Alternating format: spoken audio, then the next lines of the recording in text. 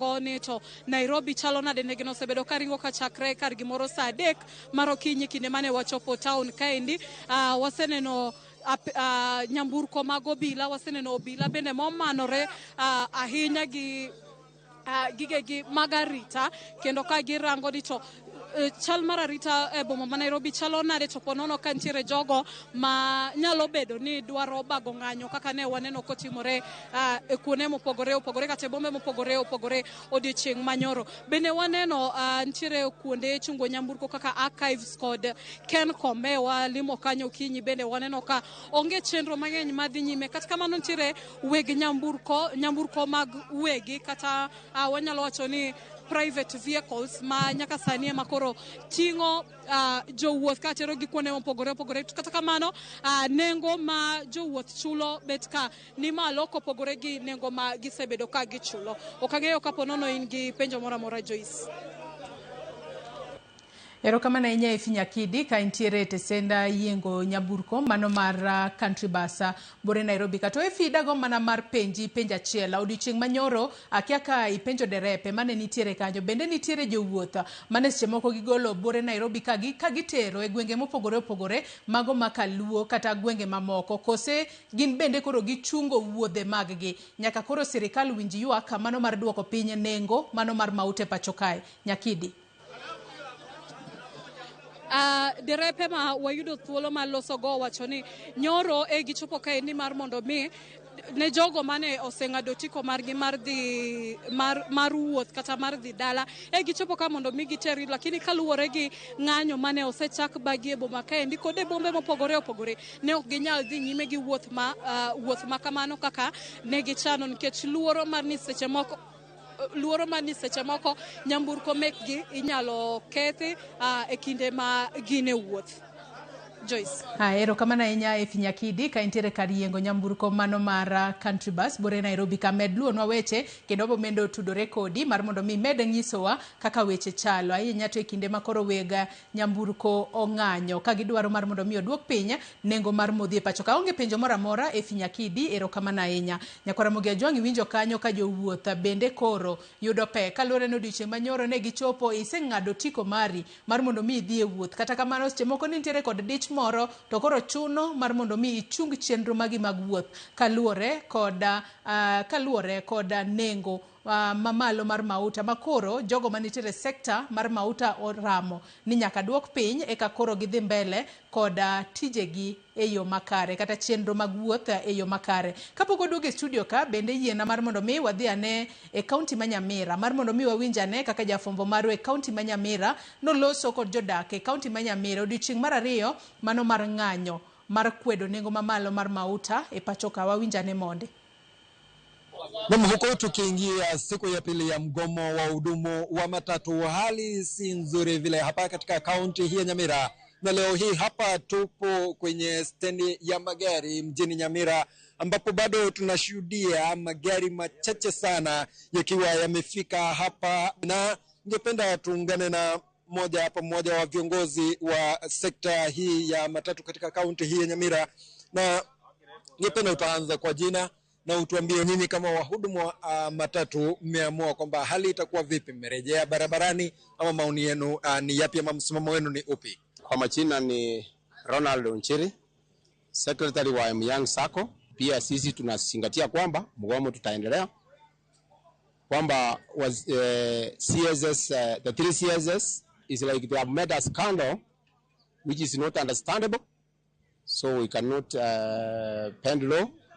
We want to follow the rules, and we want also to assist those who are coming up. Mgomo tunaunga mkono. Kwanza kama wewe unafaa kuunga mkono. Sababu nimeona umekuja na lori hapa bwana, ungekuja mguu. Sababu tunateseka.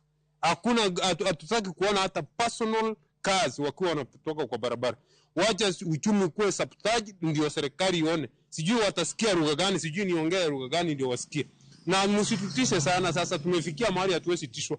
Sasa hizi tu watoto wako nje, hatuna school fees ya kuwachukua. Na mko hapa mnatembea na magari na ndege, sijui mnafanya nini? Kwani tutawaogopa mpaka lini? Now we are fed up with the government. Wafanye ile ambayo inafaa kufanywa. tumeathirika sana na tuna support hawa wenye matatu kugoma, na sisi pia tumegoma kama wananchi wa kawaida, kwa sababu hiyo ndio lugha yenyewe ambayo hii serikali inaweza sikia. Hii serikali hakuna lugha nyingine inasikia kuliko maandamano na mgomo.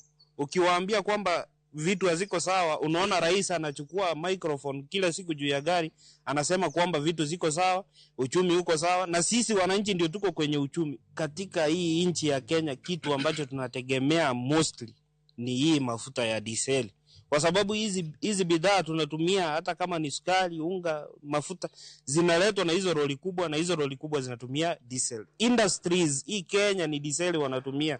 Hiyo ndio bidhaa inafaa kupunguzwa, hata ifike hata 100 ama 120.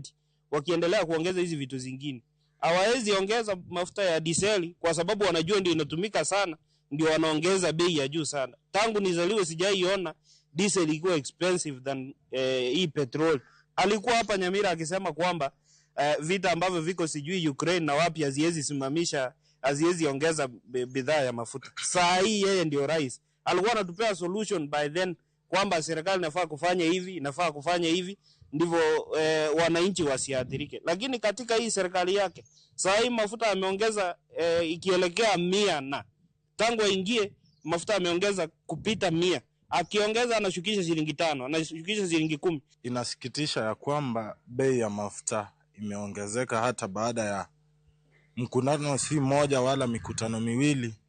Waziri wa Kawi Opiyo Wandayi aliposema kwamba taifa lina mafuta ya kutosha, halitaadhirika na vita vinavyoendelea kati ya Iran na Marekani, kwamba serikali iko na reserve ya mafuta ya kutosha.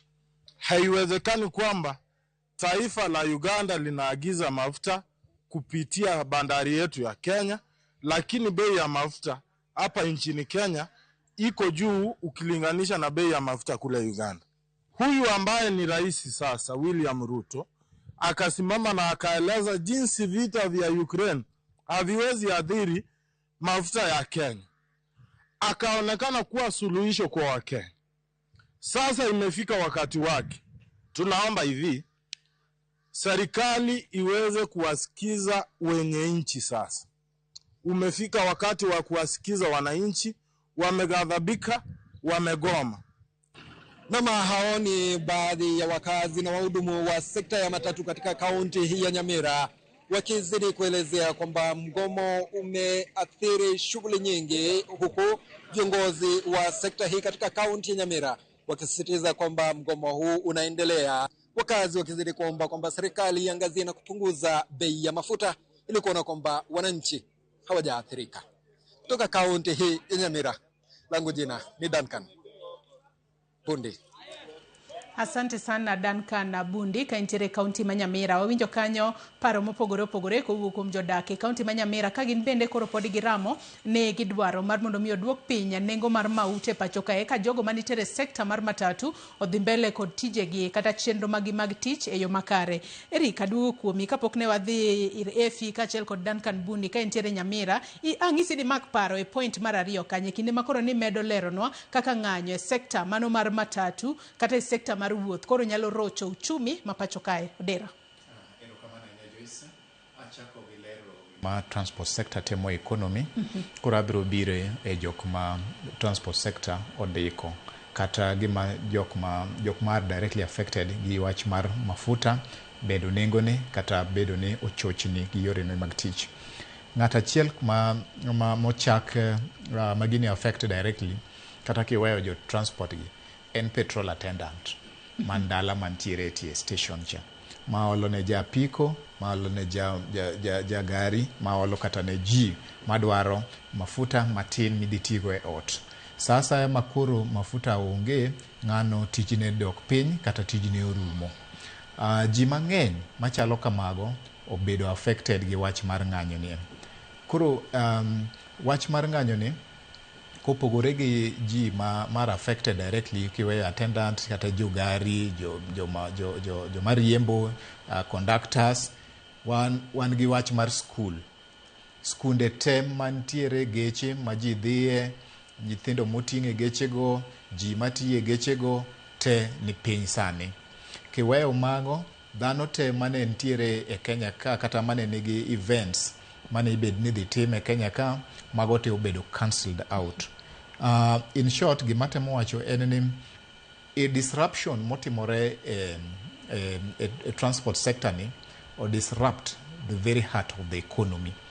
Ma gima economy wa lose sani, nyoro kende economy ni lose billion prabich. Yeah? Billion prabich odiochieng' achiel. Billion prabich ni wawito nikech achiel productivity odok piny kabisa. Skunde ok ti, eateries ok ti, events mane obedo organized te ok ti, kata investors mane ni juma mokadho ni Joyce ne wan gi international conference e Kenya ka mane okelo investors mang'eny mane nigi paro kata mane obed ni walombo mondo okel mwandu e Kenya ka. Sama koro disruption osebedo in the very link maginyalo tiyogo, jogo te are affected. Kibero kata gimiluongo ni value chain. Value chain tiende ni golo gik moko kata e puothe kikelogi e chiro, kendo gologi e chiro kata kiterogi ne jok machamogi kata jok madhi tiyo kodgi. Sama koro wan gi disruption machalo kama, jogo te onge tich kata kuondego te gigo timore. Ting'eyo maber ni e market kaka wan gi markets machalo kaka Gikomba, markets machalo kaka Kamkunji, markets machalo kaka Isli, gik moko te miuso moko kuomgi kethore. Sama ok gichopo kuom consumers e sama owinjore, gigo te okethore kendo mago te okelo gimiluongo ni lal. Omiyo transport sector en very critical e economy. Omiyo sama koro nitiere ng'anyo machalo kama, to ji mang'eny bedo affected. Kiweyo mago, nitiere ji ma support the transport sector. Machalo kaka joma mine kata manyoyo nyuka, nyoyo ne jok matiyo kuondego, ji ma hawkers mawuotho kata e gari kata mauso ne jok madhi e wuoth, ji machopo kata e offices, mana kaka iwinjo ka jo ohala wacho ni ok ginyal chopo. Bende kane wawacho wach mar delivery, ok en ni delivery samoro ok nyal chopo, to en ni nengo mar delivery no koro medore. Okay? Koro kane aoro parcel Mbita gi siling 500, ang'eno ni sani koro kadhi tayudo ka koro nengo ne omedore kabisa. Omiyo effect mar gimotimore ni e uchumi wa duong' kabisa. Kata kiweyo mopogore gi mag mwandugo, nitiere lal mar ngima dhano. Nyoro kende ji 4 notho, to ji 30 noyudo hinyruok. Kiweyo mago, nyamburko 6 nowang'. Gigi tetete king'iyogi, kimedo kata gi supermarkets manowang' Central Kenya, to gi kuonde moko, king'iyo gik notimore Kitengela, dhano oyudo lal maduong' kabisa. Iwinjo ka jo business wacho ni giwito million business achiel owito million madhi 3. Mano en pesa maduong' kabisa. Dhano mane ni kanyo owito tich te, dhano mane bed ni nyalo obedo kata supply gik moko kanyo ohinyore. Jagari no wacho ni gin bende tijgi ohinyore. To gimoro bende nitiere, gima nyaka wang'e ni economy wa ni bedo supplied gi gimiluongo ni lending. Jogeche mang'eny gi okawo loan. Loan gi gichulo, to kendo gichulo gi interest. Sama jomoko chulo loan daily, pile ka pile, sama ok gidhi to ok gitiyo, tiende ni interest cha omedore. To interest no komedore, tiende ni ibro medo tiyo bang' ndalo mang'eny mondo mi ichule. Mano medo mai pesa. Omiyo gima wawacho kawuono en ni disruption motimore economy ni o affect household consumption or increase household costs, to kendo o affect the economy at large. Nikech skunde oloro te ni piny, ji ok dhi tich. Nairobi kawuono chalo, kiwuotho e street Nairobi, chalo dala, chalo kund dhok ma is deserted. Yeah, onge ji completely, which is unheard of on a working day. Koro gigi otimore marach, to the end goal en ni mondo wayud yo moro mwanyalo chiwo go yore moko manyalo kelo yot ni jotich kaka joma go ohala, joma nie transport sector, mondo mi sectors moko bende omed tiyo. Okay. Ilero kanyo makare ahinya kendo moko kuom skunde bende koro olor mana kaka iwacho, kata kamano kalore kod turbin marwa ma bende jofwambo magwa goyo e kor gwenge mopogore opogore e chuny boma ma Nairobi kae. Moko kuom skunde ma odiochieng' ma kawuono nitiere kod skul mano mar Gatina Primary School mayudore Dagoreti, mano achiel kuom skunde molor. Kata kamano mano skul mano ma Kibera Primary School to kuro kalore kod jofwambo magwa to giwacho ni somo to chalo ka gima dhi mbele. Kata kamano kuonde moko kata thoth skunde to lor kalore kod luoro kotudore kod wechegi mago mag ng'anyo. Thoth skunde bende ne oro ne jopuonj message ni kintiere kod nyalo mar tero nyathini e skul inyalo kele kiin mana kise assess situation mar kumodake. Kata kamano skunde moko bende koro chungo transport margi ka koro gin bende gipimo hewa mondo ging'i ane ni to nyithindo arita margi chale yo machalo nade. Adona duok kuomi Maurice Oduor, odiochieng' manyoro kende in kaka achiel kuom kata in kaka jagoro mano mar Matatu Workers Union ne ulalo pesa di un kaka jogo manitere sekta mar matatu, nikech wacho ni ngiso joriembo mar mondo mi kik ugol gari bedura bera ng'anyuru mana mamuol kendo kik udhi e ndara. Kata kamano lal mane mano yudo odiochieng' manyoro gi lal mane mudhi yudo odiochieng' ma kawuono bende Maurice? Erokamano ahinya Joyce gi jowinjo. Lal manyo ayudo nyoro sekta mar matatu kende, mana wacho sekta mar matatu nyen siling bilion 6. Bilion 6 oting'o osache jok matie e matatu, oting'o pesa mo ma geche modho makoro dhi serikal in terms of ushuru, oting'o pes wuon gari ma jatelo kae wacho ni ema gikawo loan to gichulo. To kawuono be wadhi lalo kendo bilion 6 machielo. Mano nyiso ni odiochienge ariyogi matatu sekta kende olalo bilion 12 gi bathe. To ahinya en jok mohinyre kabisa. Wanyalo wacho ni dhano te oyudo hinyruok, lakini jok matie sekta ni emohinyre nikech ng'at mondik tich en tich chal tije kibarua. En ko mondo gokinyi kotiyo to ema kanyo kuma oyudo fungruok, kanyo kuma msache wuokie. To diechieng' moko chiew bodhi tich to kanyo msara onge, yuto mare onge. Koro mano nyiso ni kata kineno ka jowinjo mantie gwenge mopogore Homa Bay naneno ka giwacho ni gimogolo gi en kech. An chun gi achuna ni mondo giwuogi. To kendo giwuo maber sana ni en kech, lakini ng'anyo dhi mbele to gin gidwa tiyo. Koro jok ma gidwa ting'o gi ken gin jok mawuok kanyo nikech gwenge moko to onge wuoth madhi nyime. Koro beda ni nitie kaka ginyalo yudo fungruok yore mag kaka yuto mar ginyalo bedo. To dukoro sani ok nyalo kata nyamburko kata achiel maringi ndara. Lakini sani kata kiwuok oko kae anabiro ayudo timo survey town, awuotho town matin, aneno ka nitie kembe moko matiyo achiel. Thoth gi to ok ti, lakini achiel tiyo. To mano kendo wachre ni kochopo gokinyi gi mondo wuon nyamburko nyise ni koro in mondo gokinyi to kin bende in gi kech to bende kanyalo yudo 2,000 moro pok achulo kata loan kata ayudo kaka resra go kawuono. Nikech kaka watiyo e kaka jo nyamburko bende tiyo. To nyalo kochopo seche moko to sani kiwuodhi town biro yudo ni ka akoro town obedo deserted completely. Onge nikech koro jok ma kinene gikoro jok madwa donjo ndara. Sani aneno ayudo report ka ni gisechako dino yore nderni.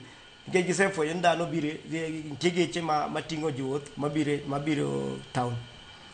Koro lal ma waseyudo nyoro nyalo winjo maber ka Mbadi ma minister marwa mar finance omenda wacho ni gik matimore gi adier kaka serikal giongo control.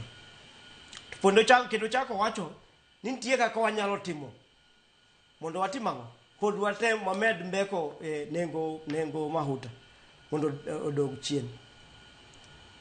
Gima apenjo jatend omenda ni ya gimonego bed nutimo no timuru atima mapiyo nikech kaka mamedo bedo kama to gik moko medo lal to serikali woni mamedo lalo kakoro jochumi kae wacho ni bilion molal go ng'eny pesa go dhi lwet serikal ema konyo serikal gero nderni ema konyo serikal churo free education mana kaka jatelo nyowacho minister nyowacho nyoro lakini koro kwa medo bedo kama wabro konya koro gima ber ni giyuda yo mayot nikech wan wasewacho ni waduok nengo mar kaka nyo wach ni diesel nikech wasewacho ni ng'eny gwenge wasani dhano ok ti gi mafuta mar taya mafuta mar taya ni king'iye maber en jet fuel matiyo gi ndege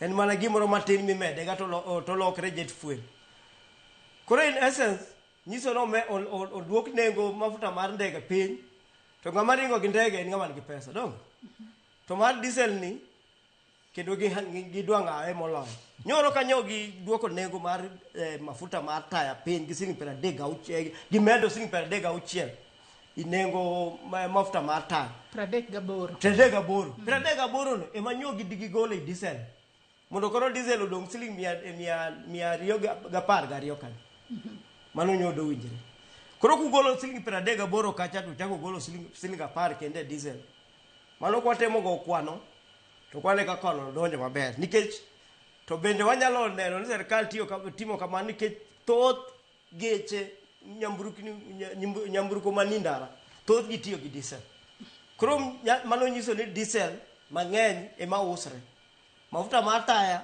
ok usre koro kata giketo nego mamalo kata giketo ne to onge faida onge nuango kata yuto moro ma serikal deyud lakini mar diesel en gima ginene pile gari mar 33 sita matingo jo 33 yodi chenga achiel tiyo gi lita 40 ma mafuta gari matin matingo jo 14 odiechieng' achiel otiyo gi moro lita 20 kata 22 koro kigo kwano pesa ohala ma serikal yudo ka diesel kae ng'eny molohe ohala ma gibiro yudo ka giuso giduoko nengo mafuta piny kata giduoko nengo petrol piny emomiyo nyoro kata ka nyiwuoye nye giwuoye wach diesel nyo giwuoye wach petrol nyo giwuoye wach kerosene be nyo gigeto lakini koro nyo gigete yo moro mar mendo nego kerosene mondo kendo gima nyo wanda yo wacho ni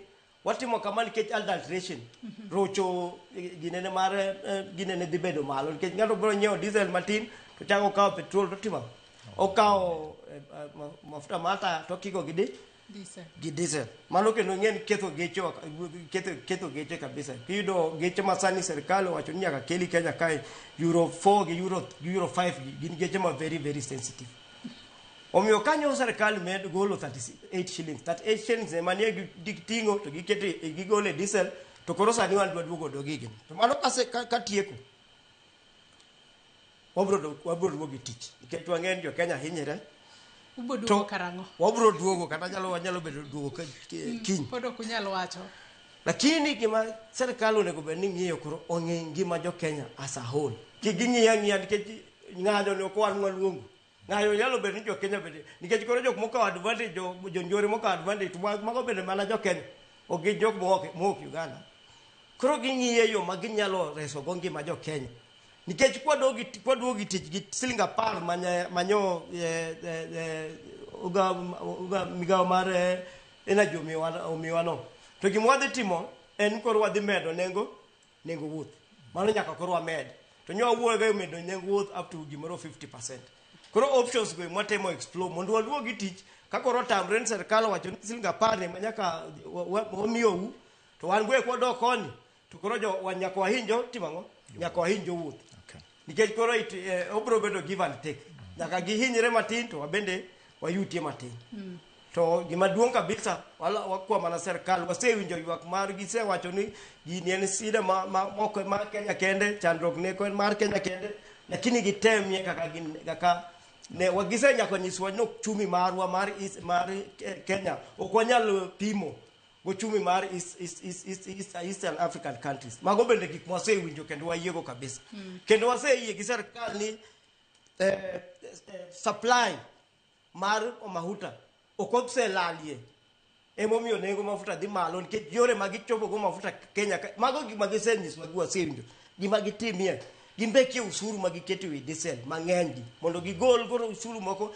nikech koro kata gero ndara to dhi hinyre to kwa wa mitigate wache mafuta alafu kendo kwasetiyo win to development bar ndara gi gik ma dhi nyime gik ma adek kende masani onego bed nwang'eyo wuoth wache yeni hospital gi kaka dhano nyalo yudo ginene gisomo moko gi mag development gi kata kwa nyalo bedo keto giethenge matin to mwane ambek ni jo Kenya ne ginene gine mondo gimedi nyuolo mwandu nikech ko kwatimo kamano to bonde onge wadhi yudo ketho ginene maduong' kabisa ang'eni Eric Odera be biro medo lero na ni be nitiere sirikal gima kaka sirikal nyalo medo temo mar mondo mi nengo mar mauta med dok piny nikech adiera wang'eni sirikal kata odiochieng' manyoro EPRA no tema ne ng'iyo kaka ginyalo duoko piny nengo mar diesel nikech diesel ne ma weg nyamburko yuago matamra gi nono. Rachel in korka kori nyalo nyiso ni e ohala mari mano miloke boma Nairobi ka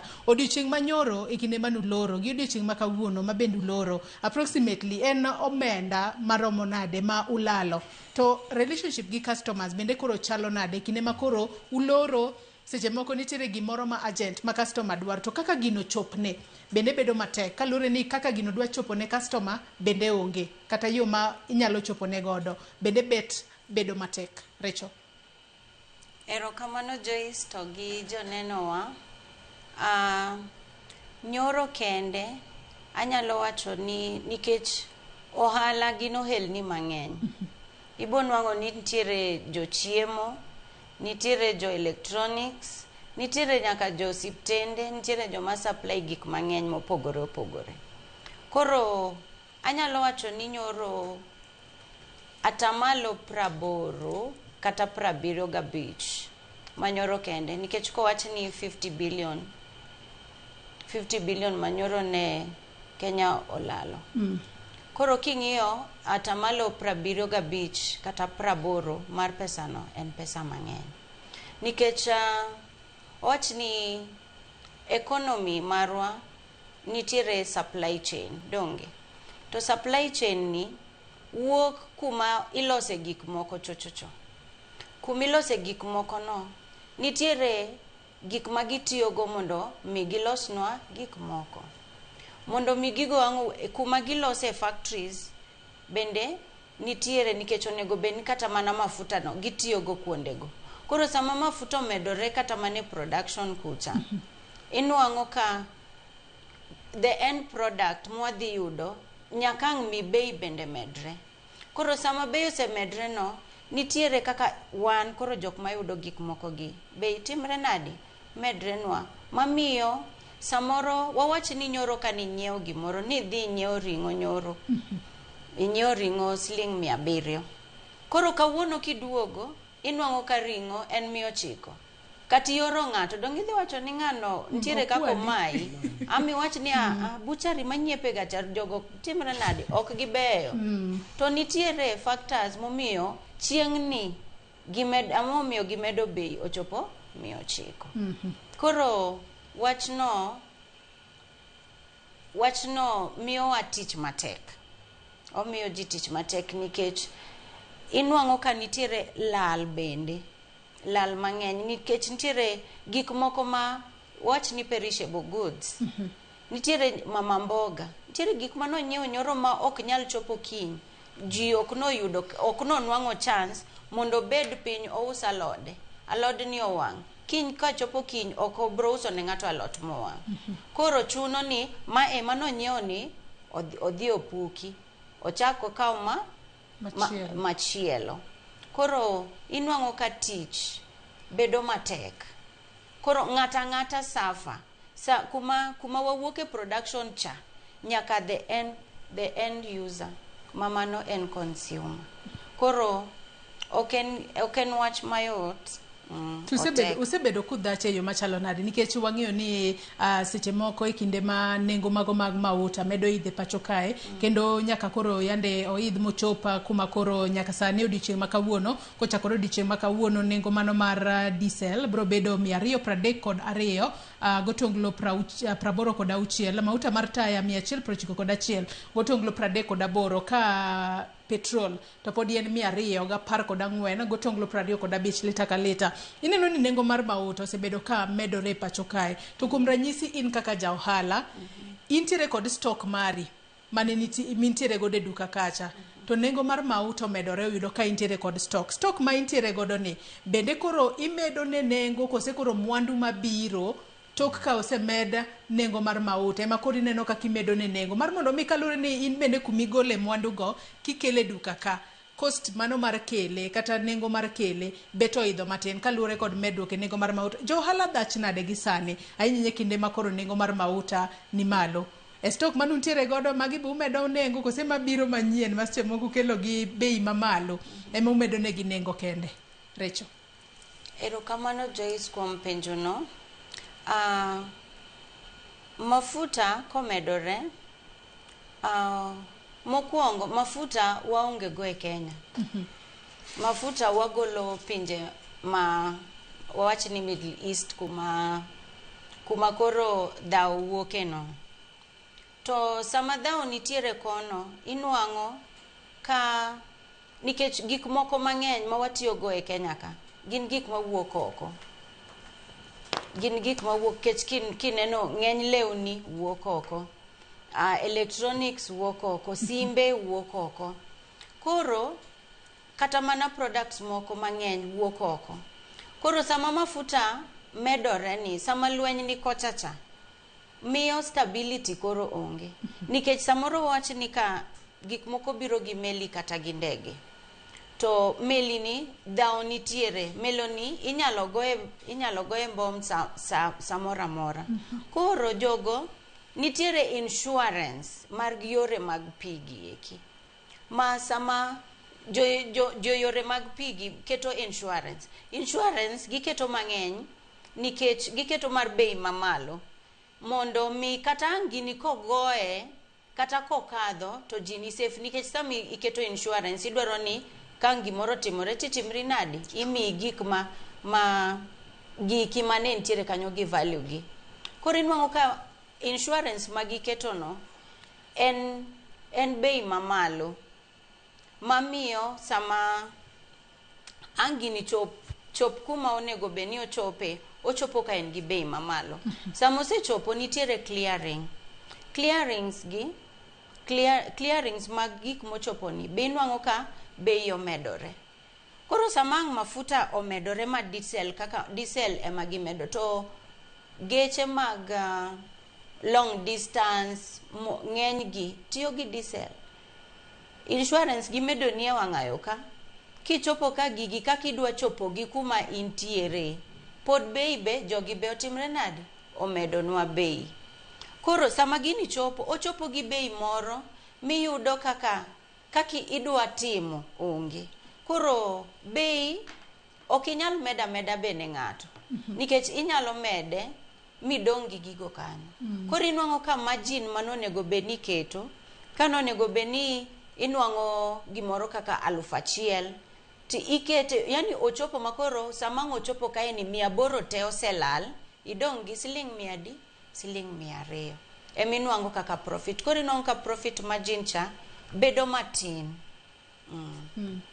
Aya, ilero kanyo makare ahinya Nyakora Muge. Bende ang'isi ni pod wamedo luonu weche matimore e ground kuonde mopogore opogore kendo pichni ma inene wang' jowi mari kanyo achiel kachiel mago gin mabiro ni kowuok e kar dak ma Githurai bore Nairobi kae. Nyakora Muge ineno kanyo ka koro obila kaachiel kod jopiny nitiere wanyalo wacho ni gintiere akere keke makoni kod kocha ng'weche kin jopiny kod obila ma jopiny makoro wuok oko ka ging'anyo ka gikwedo nengo mamalo mano mar mauta e pacho kae. Jafwambo marwa Cynthia Onyango ne nitiere gwenge gwenge makono wabo manye mar mondo mi olernwa ni to weche chalo nade. Kata kamano jopiny medo kwa mar mondo mi kiwuok oko kata obedo ni ing'anyo kotudore kod nengo mamalo mar mauta to bed ng'anyo mokwe ma onge kethruok mar mwandu moramora. Obila bende temo mateka mar mondo mi oting' malo chala mar arita e boma ma Nairobi ka. Kendo mana kineno kanyo ka jopinya koro ochunga e apaya mano e gwengo mago mag Githurai gichunga onge gima gitimo to be nitiere gari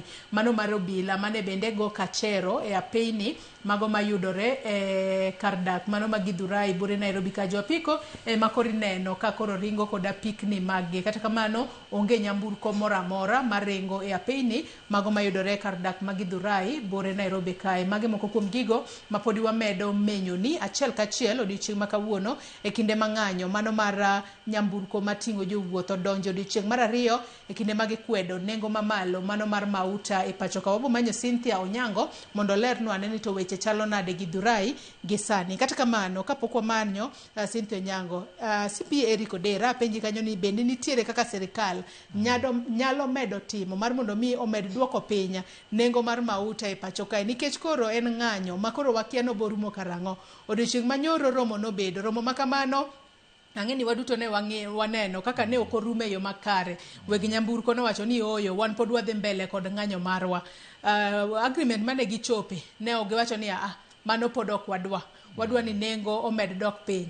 Bende sirikal pod nitiere gima nyalo timo kose lwet sirikal otwe gi sani? CPA Odera. Erokamano Joyce, mano penjo maber kabisa. En penjo ma dho ngere luongo ni an economic question.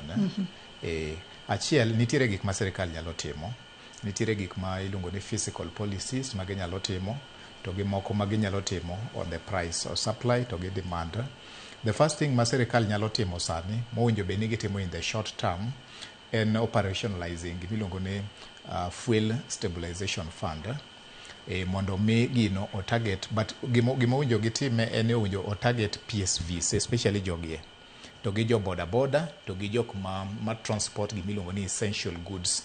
Gima owinjo bed ni sirikal timo en ni jogie mostly jogechegi ineno mostly gin e SACCOs go owinjo bed ni gin registered, owinjo bed ni miyo gi badges.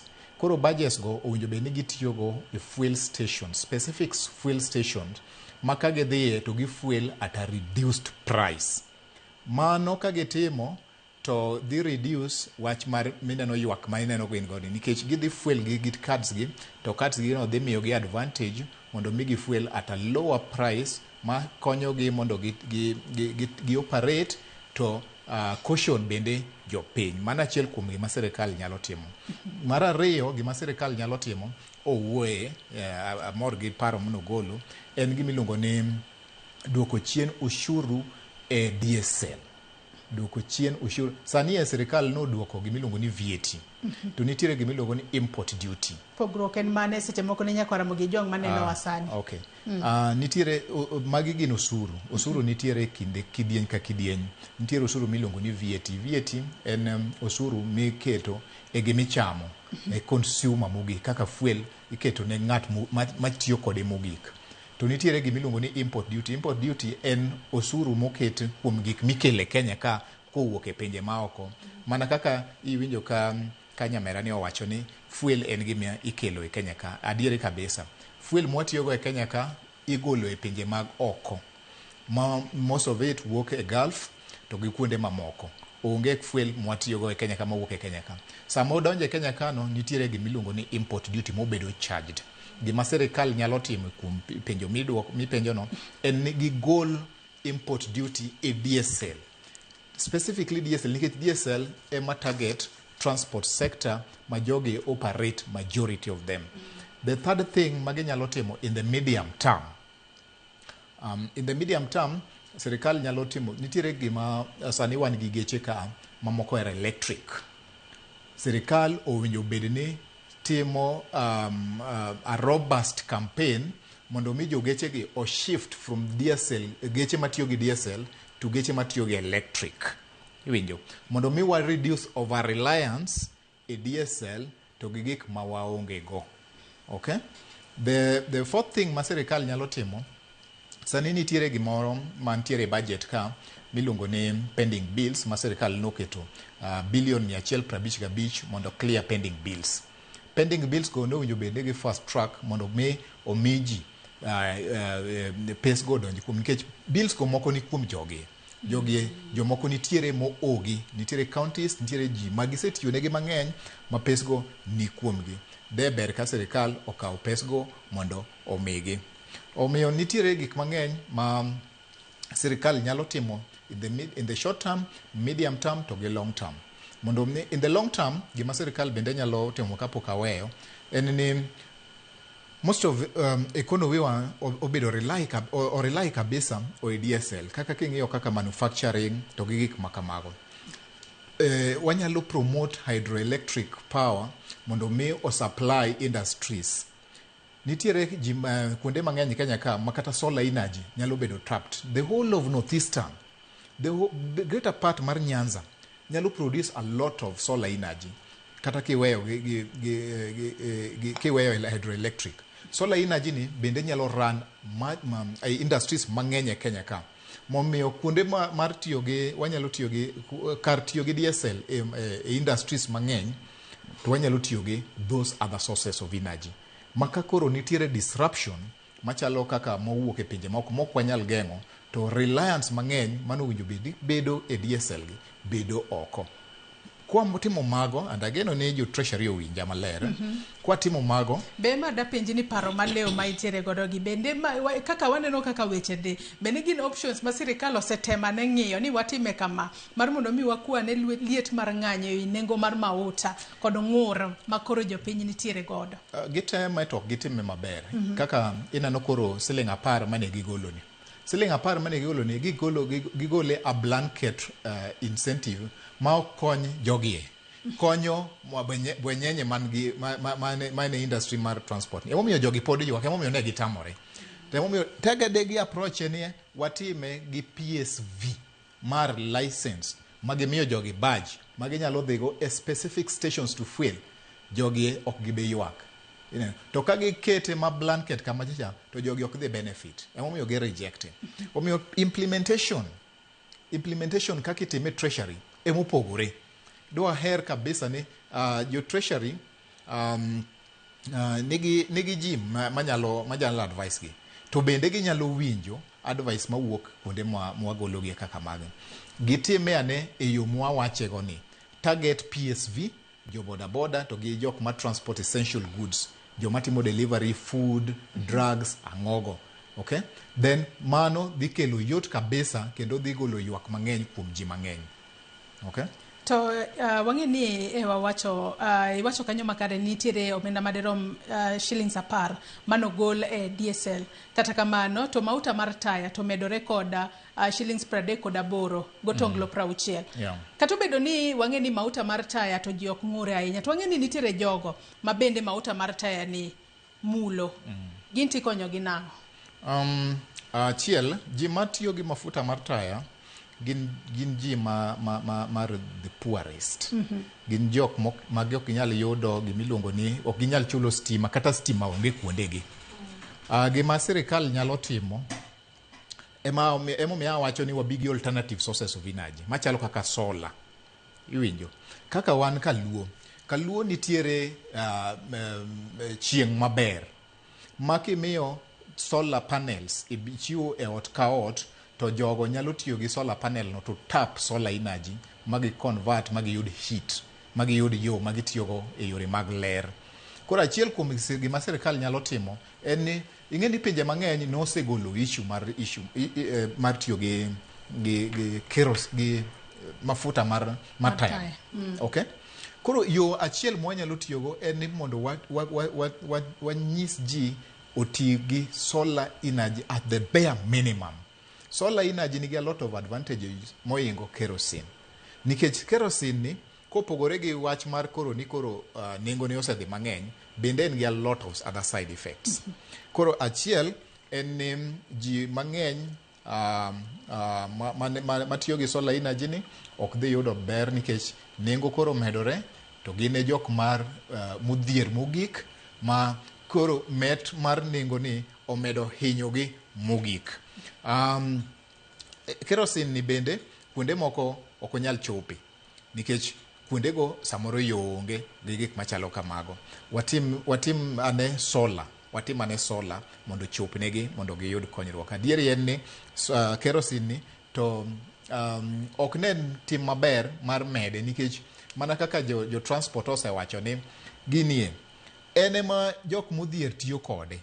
To ka koro gima ng'ama odhier tiyogo ema med nengo. Kama kaparo no gi kanyo nikech ka wang'iyo weche matimore achiel kachiel mane kar dak ma Githurai bore Nairobi ka ineno ka jopiny tienda gima chama tuo ni jopiny ringo kanyo matamra gi nono ka nyamburko mano mar obila bende waneno kanyo ka kuoro pi mar mondo mi jopiny mawuok oko ka ging'anyo ka koro gikwedo nengo mamalo mano mar mauta e pacho kae mane kar dak ma Githurai bore Nairobi ka kendo king'iyo kanyo ohelni mathoth olor kalure ni kata jogo matimo ohala ok nyal yawo kuonde mag-gi mag ohala kaluwore koda ng'anyo makoro dhi mbele kanyo. Waneno ka jopiny ne ringo kanyo matamra gi nono mar mondo mi rakruok e kind jopiny kaachiel kod obila kik bed ahinya. Kendo kineno kanyo nitiere iro malungo wang' ma bende imedo kuor ne jopiny kar dak mano ma Githurai. Neno kanyo kaka nyamburko makamano bende koro ne kuoro pi ne jopiny bende koro ringo mar mondo mi gimanyane kuonde ma ginyalo ponde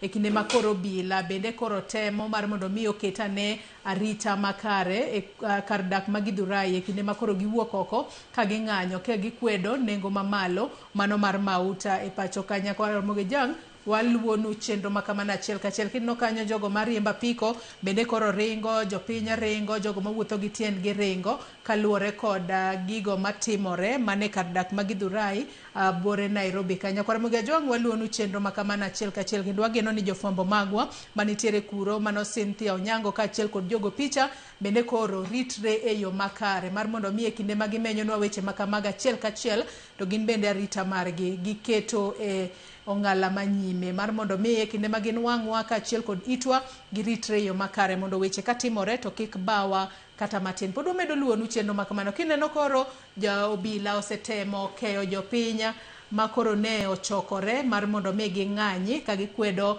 nengo mamalo mar maute pacho. Kwa butudore gi Cynthia kinde ma weche bro bedo kokwe matin mar mondo mi ging'iswa ni tang'o matimore ang'o momiyo waneno ka rakruok makamae nitiere kind obila kaachiel kod jodak ma Githurai bore Nairobi ka. Kineno kanyo jopiny ringo moko kuom gitemo pondo mar mondo mi iro malungo wang' kaachiel kod pi ma ikuoro kik yudgi. Kata kamano mano e chala mar wach mano e kar dak ma Githurai bore Nairobi kae kama koro en rakruok e kind obila kaachiel kod jopiny moko bende koro beta piny. Kata kamano kwa yudo Cynthia obo bedo kong'iswa ni to ang'o matimore momiyo koro waneno ka rakruok kata ringo makoni kod kocha timore jopiny chienda gi machama tuo ni giringo ka gimanyo kuma koro ginyalo bedo safe. Odera nang'adi. Ing'ada pod adhi mbele gi duoko penjo mipenja ni to sirikal nyalo timo ang'o. Asewuoye wach mar stabilization fund, asewuoye wach mar reducing import duty, wach mar incentives minyalo mi PSVs, public service vehicles mondo mi gitigi electric vehicles instead of diesel. Awuoye wach solar. Gima adwa wacho kendo en wach mar G2G. Ing'eni higa 2023 sirikal mar Kenya nodonje gimiluongo ni G2G contract gi specific oil suppliers machiwo oil ni Kenya ka. Pacha en ni contract aila machalo kamagi de wadri negotiate gi especially sechegi nikech contract ni otwewa ni nyaka wabed gi specific suppliers ma dictate price nikech ka gidonjo ka to nitiere taxes mag gibedo faced of gi to koro gin gikelo excuse moro ni landing cost ni mbele. Gima wanyalo timo en dwa yawo gini mondo wabed gi open and competitive bidding. Mondo mi open and competitive bidding wabro evaluate ni to en ng'awa manyalo supply oil at a lower kata favorable price mwanyalo afford. Mano kendo gimoro ma sirikal nyalo timo. Gimoro kendo ma sirikal andageno ni jo treasury winjowa. Gima kendo gwenyalo timo ni waneno spectacle manotimore otieno ma piny orugo kawuono kane waziri Wandai otemo negotiate gi jo transport gi to ne waneno ka winjruok no kowuok maler. Gima ginyalo timo en gibi gi formula moro. Gibi gi formula moro maber ma winjo ywak jogie to gi costs, especially the fixed costs. Fixed costs gin costs ma gisebedo ka gi service mok ginyal onge gima ginyalo timo mabedo control gi other parties mondo mi gin bende as a government gi reduce to kendo gik ma sewacho ne gi reduce gin gik machalo kaka taxes. Ginyalo forgo that in the meantime, especially sani makoro piny tekni kata ka in 3 months mondo mi wa caution the whole economy jogi te oyud cost. Koro gik ma wacho gi gin gik machalo achiwo gik machalo 6 kata 5 ma sirikal kotimo maber to ginyalo winjo kendo ginyalo kelo yot ni jogie jite kendo economy nyalo kendo pick up. Gima dwa wacho ma Joyce kapok awuok kanyo en ni transport sector ma Kenya ka kik watuggo. Pinje mang'eny kata king'iyo pinje man West Africa kata king'iyo pinje ma Central Africa ok nigi very good investors nikech and the unpredictability mar the transport sector. Sama koro ji ok nyal wuoth, ji ok nyal dhi, ji ok nyal attend meetings, conferences mang'eny ok nyal dhi mbele, ji ok nyal tedo, eateries ok nyal economy ok nyal wuotho. Mano disrupt activities mang'eny kabisa. Omiyo Nairobi en a regional hub mar businesses mang'eny. Nitiere offices ka mag international organization to gi ji mang'eny kabisa makelo pesa gi mwandu madongo e Kenya ka. Ma wach machalo kamani ok ne ber timre, especially sani ma piny tek kabisa. Koro kwayo sirikal mondo bi gi formula maber, owinjire gi jogie mondo gidog piny gin bende to gi propose formula moro manyalo konyo mondo mi ji odog tije gite mondo mi kik wabed gi paralysis machalo kama. Ilero kanyo makare ahinya to mana kar dhogino wageno ni migawo mochung' ne wechego mag omenda e pacho kae bende koro winjo paro maliyo ma itemo sumo negi mar mondo mi gine ane kaka ginyalo gayo bech modhi e pacho kae yo makare mar mondo mi ng'anyo makama winjruok obedi, ng'anyo ochungi kalo ni ng'anyo makamae ka otimore to rocho chenro mopogore opogore kendo koro ok en mana jogo mantiere e sekta mar matatu kende ma hinyore kinde mok gidhi tich ok giyud yuto margi kata inyakwaramogi ajwang'a chopo mari e kar tich bedo matek kalore ni onge nyamburko minyalo idho. Jogo manitiere e sekta mar ohala bende koro kale matek ahinya kalore ni moko kuomgi mwandu maggi ok nyal chopo negi e wang' sa kaluwore kod ng'anyo makoro nitiere. Nyamburko nitie kata kamano gionge ndara gichung' onge kaka giti. Adwa ni wadhi ane achiel kachiel mar mondo mi wawinjane kaka jafumbo maro e kaunti ma Mombasa Juja oko noloso kod jodak e kaunti mano ma Mombasa. Wawinjane pachgi e odiochieng' mar ariyo makoro jogo manitiere sekta mar matatu podi ng'anyo ka gikwedo medruok e nengo mar maute pachoka. Wawinjane mondi. Nyinga iluongo ni Geoffrey Chengo huko ajaluo tajadak modak Mombasa.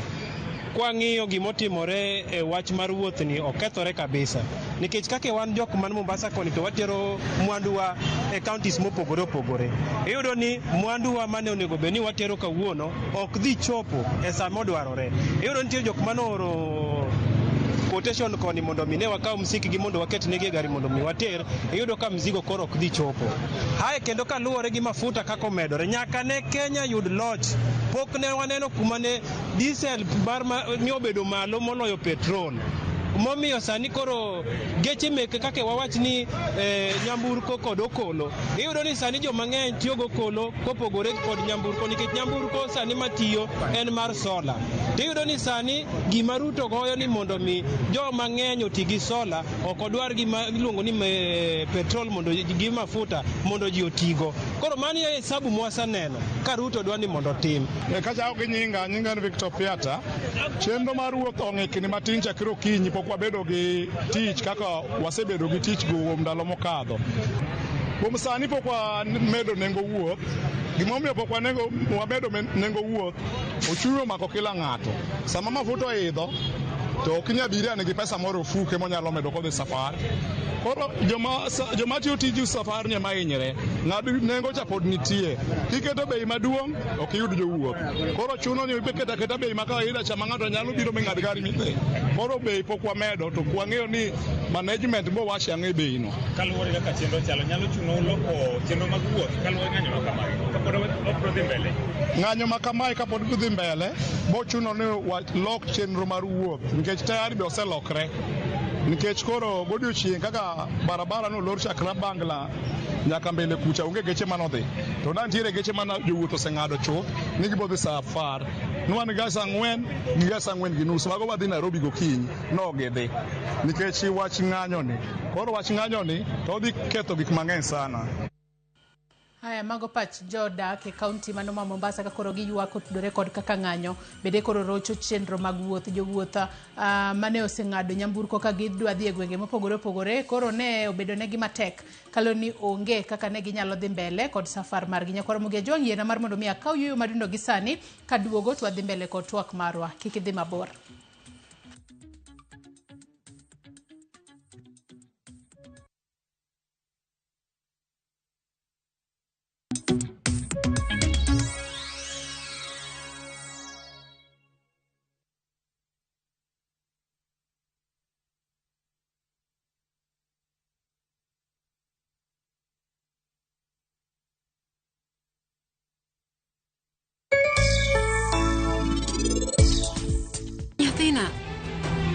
Kadine bedni ananyalo to anda loko ngima mar Parisani da duoko mor mare to kendo an da duoko ne ode.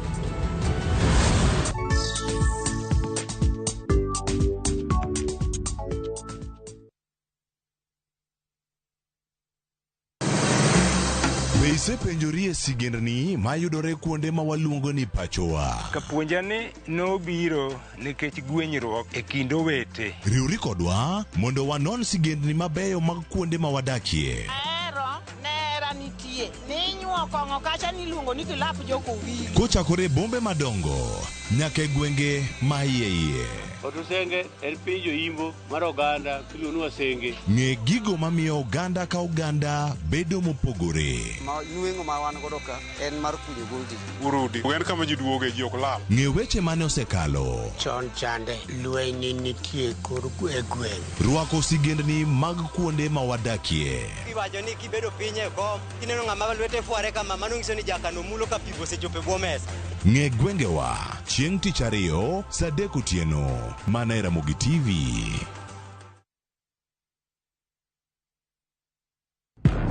Hera, andhoga, adiera. Naye kodi.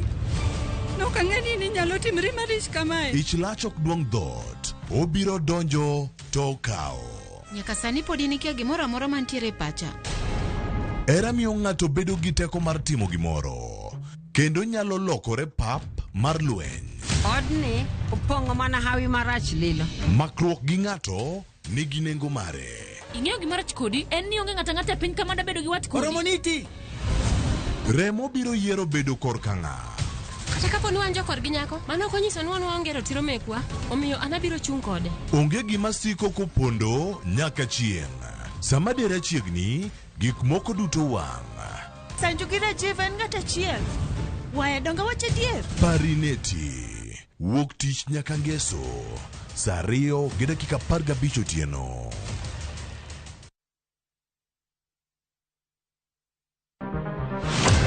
Chal mar pinywa en gima ichiko e mbaka ma wabedo godo kanyachiel. Ok oripo bed ni warito Trevor nyaka issue obedie.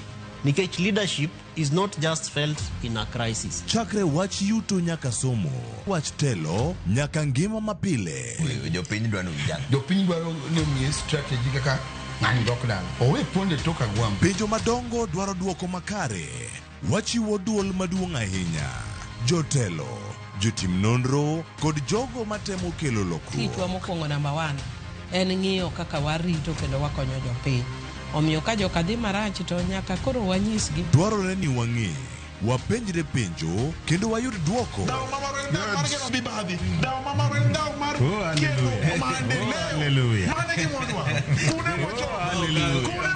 Riuri kod Trevor Ombija, tich adek, saa 3 otieno, mana e Ramogi TV.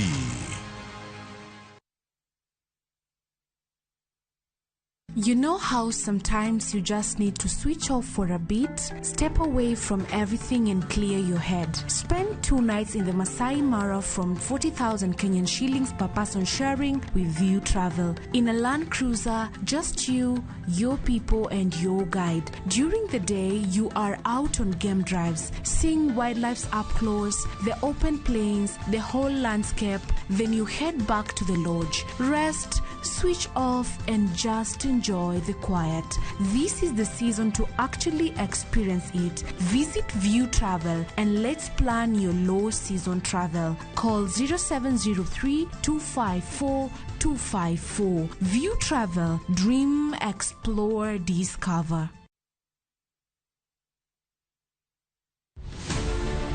Nyakwa Ramogi, gin ji mane ugen kod ogandawa. Negitiyo ne oganda e kidenje mopogore opogore. Moko ne jo od bura, moko ne gin jobetre, moko ne gintiere kaka chife man gi mbi mokalo. Nitiere kuonde manotimo maber, nitiere kuonde manotimo marach. Mano en kawaida gi tich mar ruoth. E chenro mar gin kanye nyaka wafuargi. To higa 71 koro ndika tich mar puonj. Seche duto ka nitie gimoro mane timore e gweng' nodonje. Nano nakwonga igupuogo kong'o. Igoro nyaka jokuoyo ketna wanted gibiro nega seche nade to nano ankan kod polisi machiegni sana. To moko magoro selalgo. Development mapo East Africa. Negitime kanyakla gi Dalet Jaramogi. To bende yango sigandgi. Chieng' tich abich ka tich abich, saa 3 otieno. Tudri gi jata chenro ni Walter Nyambaga. Mana e chenro mar gin kanye. Kik bai.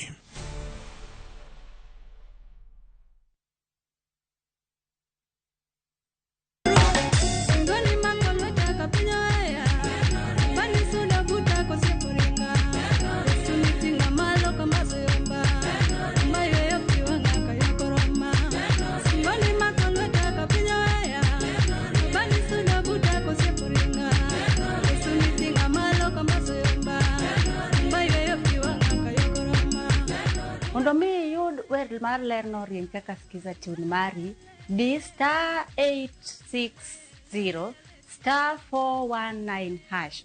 Parni Ramogi TV eno jotumbe duto.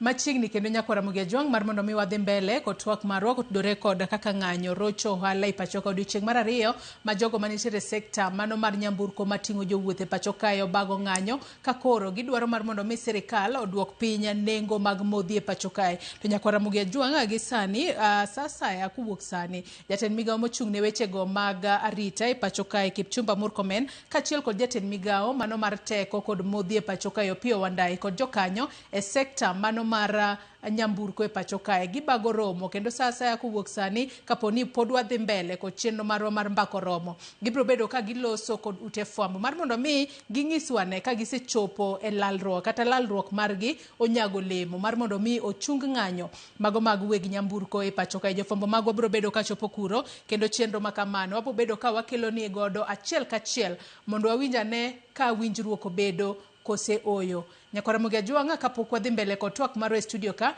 yiena mar mondo mi wadhi e kaunti ma Kisumu watudre kod jafwambo marwa Millicent Adhiambo mondo lernwa ne chal mar wache boma ma Kisumu. Millicent Adhiambo, ageno ni riyo maber e kaunti ma Kisumu odiochieng' ma kawuono. Inyalo nyisowa ni tudri kodwa ka intiere kanye to weche chalo nade e kaunti ma Kisumu odiochieng' ma kawuono?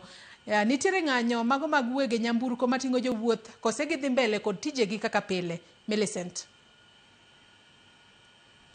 Aya, nyakwa Ramogi Ajwang' pod wabomedo tudore kata wamedo loso weche mag tudruok kod jafwambo marwa Millicent Adhiambo mondo ng'iswa ne chal mar wacha e boma ma Kisumu odiochieng' ma kawuono odiochieng' mar ariyo kama jogo manitiere sekta mano mar nyamburko mating'o jowuoth obago ng'anyo ka koro gikwedo medruok e nengo mar modhi kata maute pachoka. Asoma ne moko kuom ote manyakora Mogi Ajwang' chwalo no achiel kachiel kokalo e yore waduto te mago mag tudruok odiochieng' ma kawuono. Achak kod ote ma ochwalo no achiel kachiel e Facebook kama wantiere live. Asoma ne ote mano mar Ruth Nyathi Ochieng'.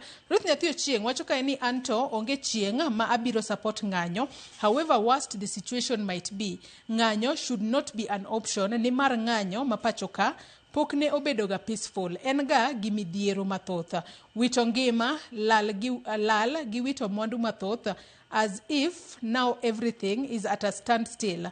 Penjo en ni ponono ni bech mauta ok oduok chien kaka jomatatu dwaro, dhi bedo nang'o? Sani kata nyithindo ok dhi skul, nitiere syllabus monego gi cover this term, odiochienge mosekalo ok nyal bedo recovered. Donge mae kelo dok chien e somo, nitiere oganda modak from hand to mouth, donge gi safa, afadhali ng'anyo ochung, kila ng'ato kata kila mtu apambane na hali yako, mano pacha. Aluo twak ka an umoja enako. Erokamano ahinya Ruth Nyathi Ochieng' kuom ote makamano. Mano pacha Ruth Nyathi Ochieng' wacho ni ng'anyo chungi, kila mtu apambana ne hali yake. Nyakora Mogi Ajwang' ni pambana gi hali mari ka intiere kanye. Yena mar mondo mi koro watudre koda Millicent Adhiambo achiel kachiel ka intiere e county ma Kisumu. Millicent, ageno ni riyo maber odiochieng' ma kawuono, inyalo nyisowa ni tudori kodwa ka intiere kanye e boma ma Kisumu odiochieng' ma kawuono. To kaunti ma Kisumu, ji ng'anyo kose weg nyamburko dhi mbele kod tijegi kaka pile? Millicent. Erokamano ahinya Joyce, achiel kachiel kwa wuok e kar dak ma Miwani, ma bende an kod jopiny kaendi, watwagi kotenore kod weche mag ng'anyo kotenore kod nengo mauta mani malo, ma bende osemiyo jomatatu e gwenge mopogore pacho kaendi osewuok oko mar kwedo mondo mi oduok nengo no eri piny.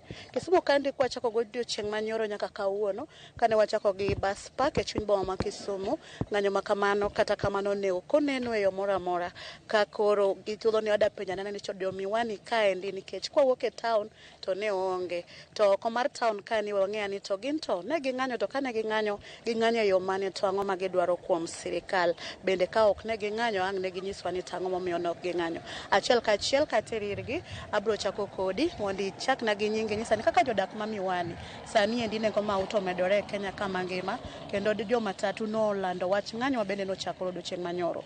Miwani kaendi bende un gi ng'anyo, to ng'anyo e yo mane, to kuonge go tang'o miyo? Erokamano, nyinga iluongo ni James Otieno, awuodo mera jaka Julu, tadak Miwani ka. Miwani ka ne wang'anyo. Ng'anyo ok en ng'anyo mar dhi e ndara.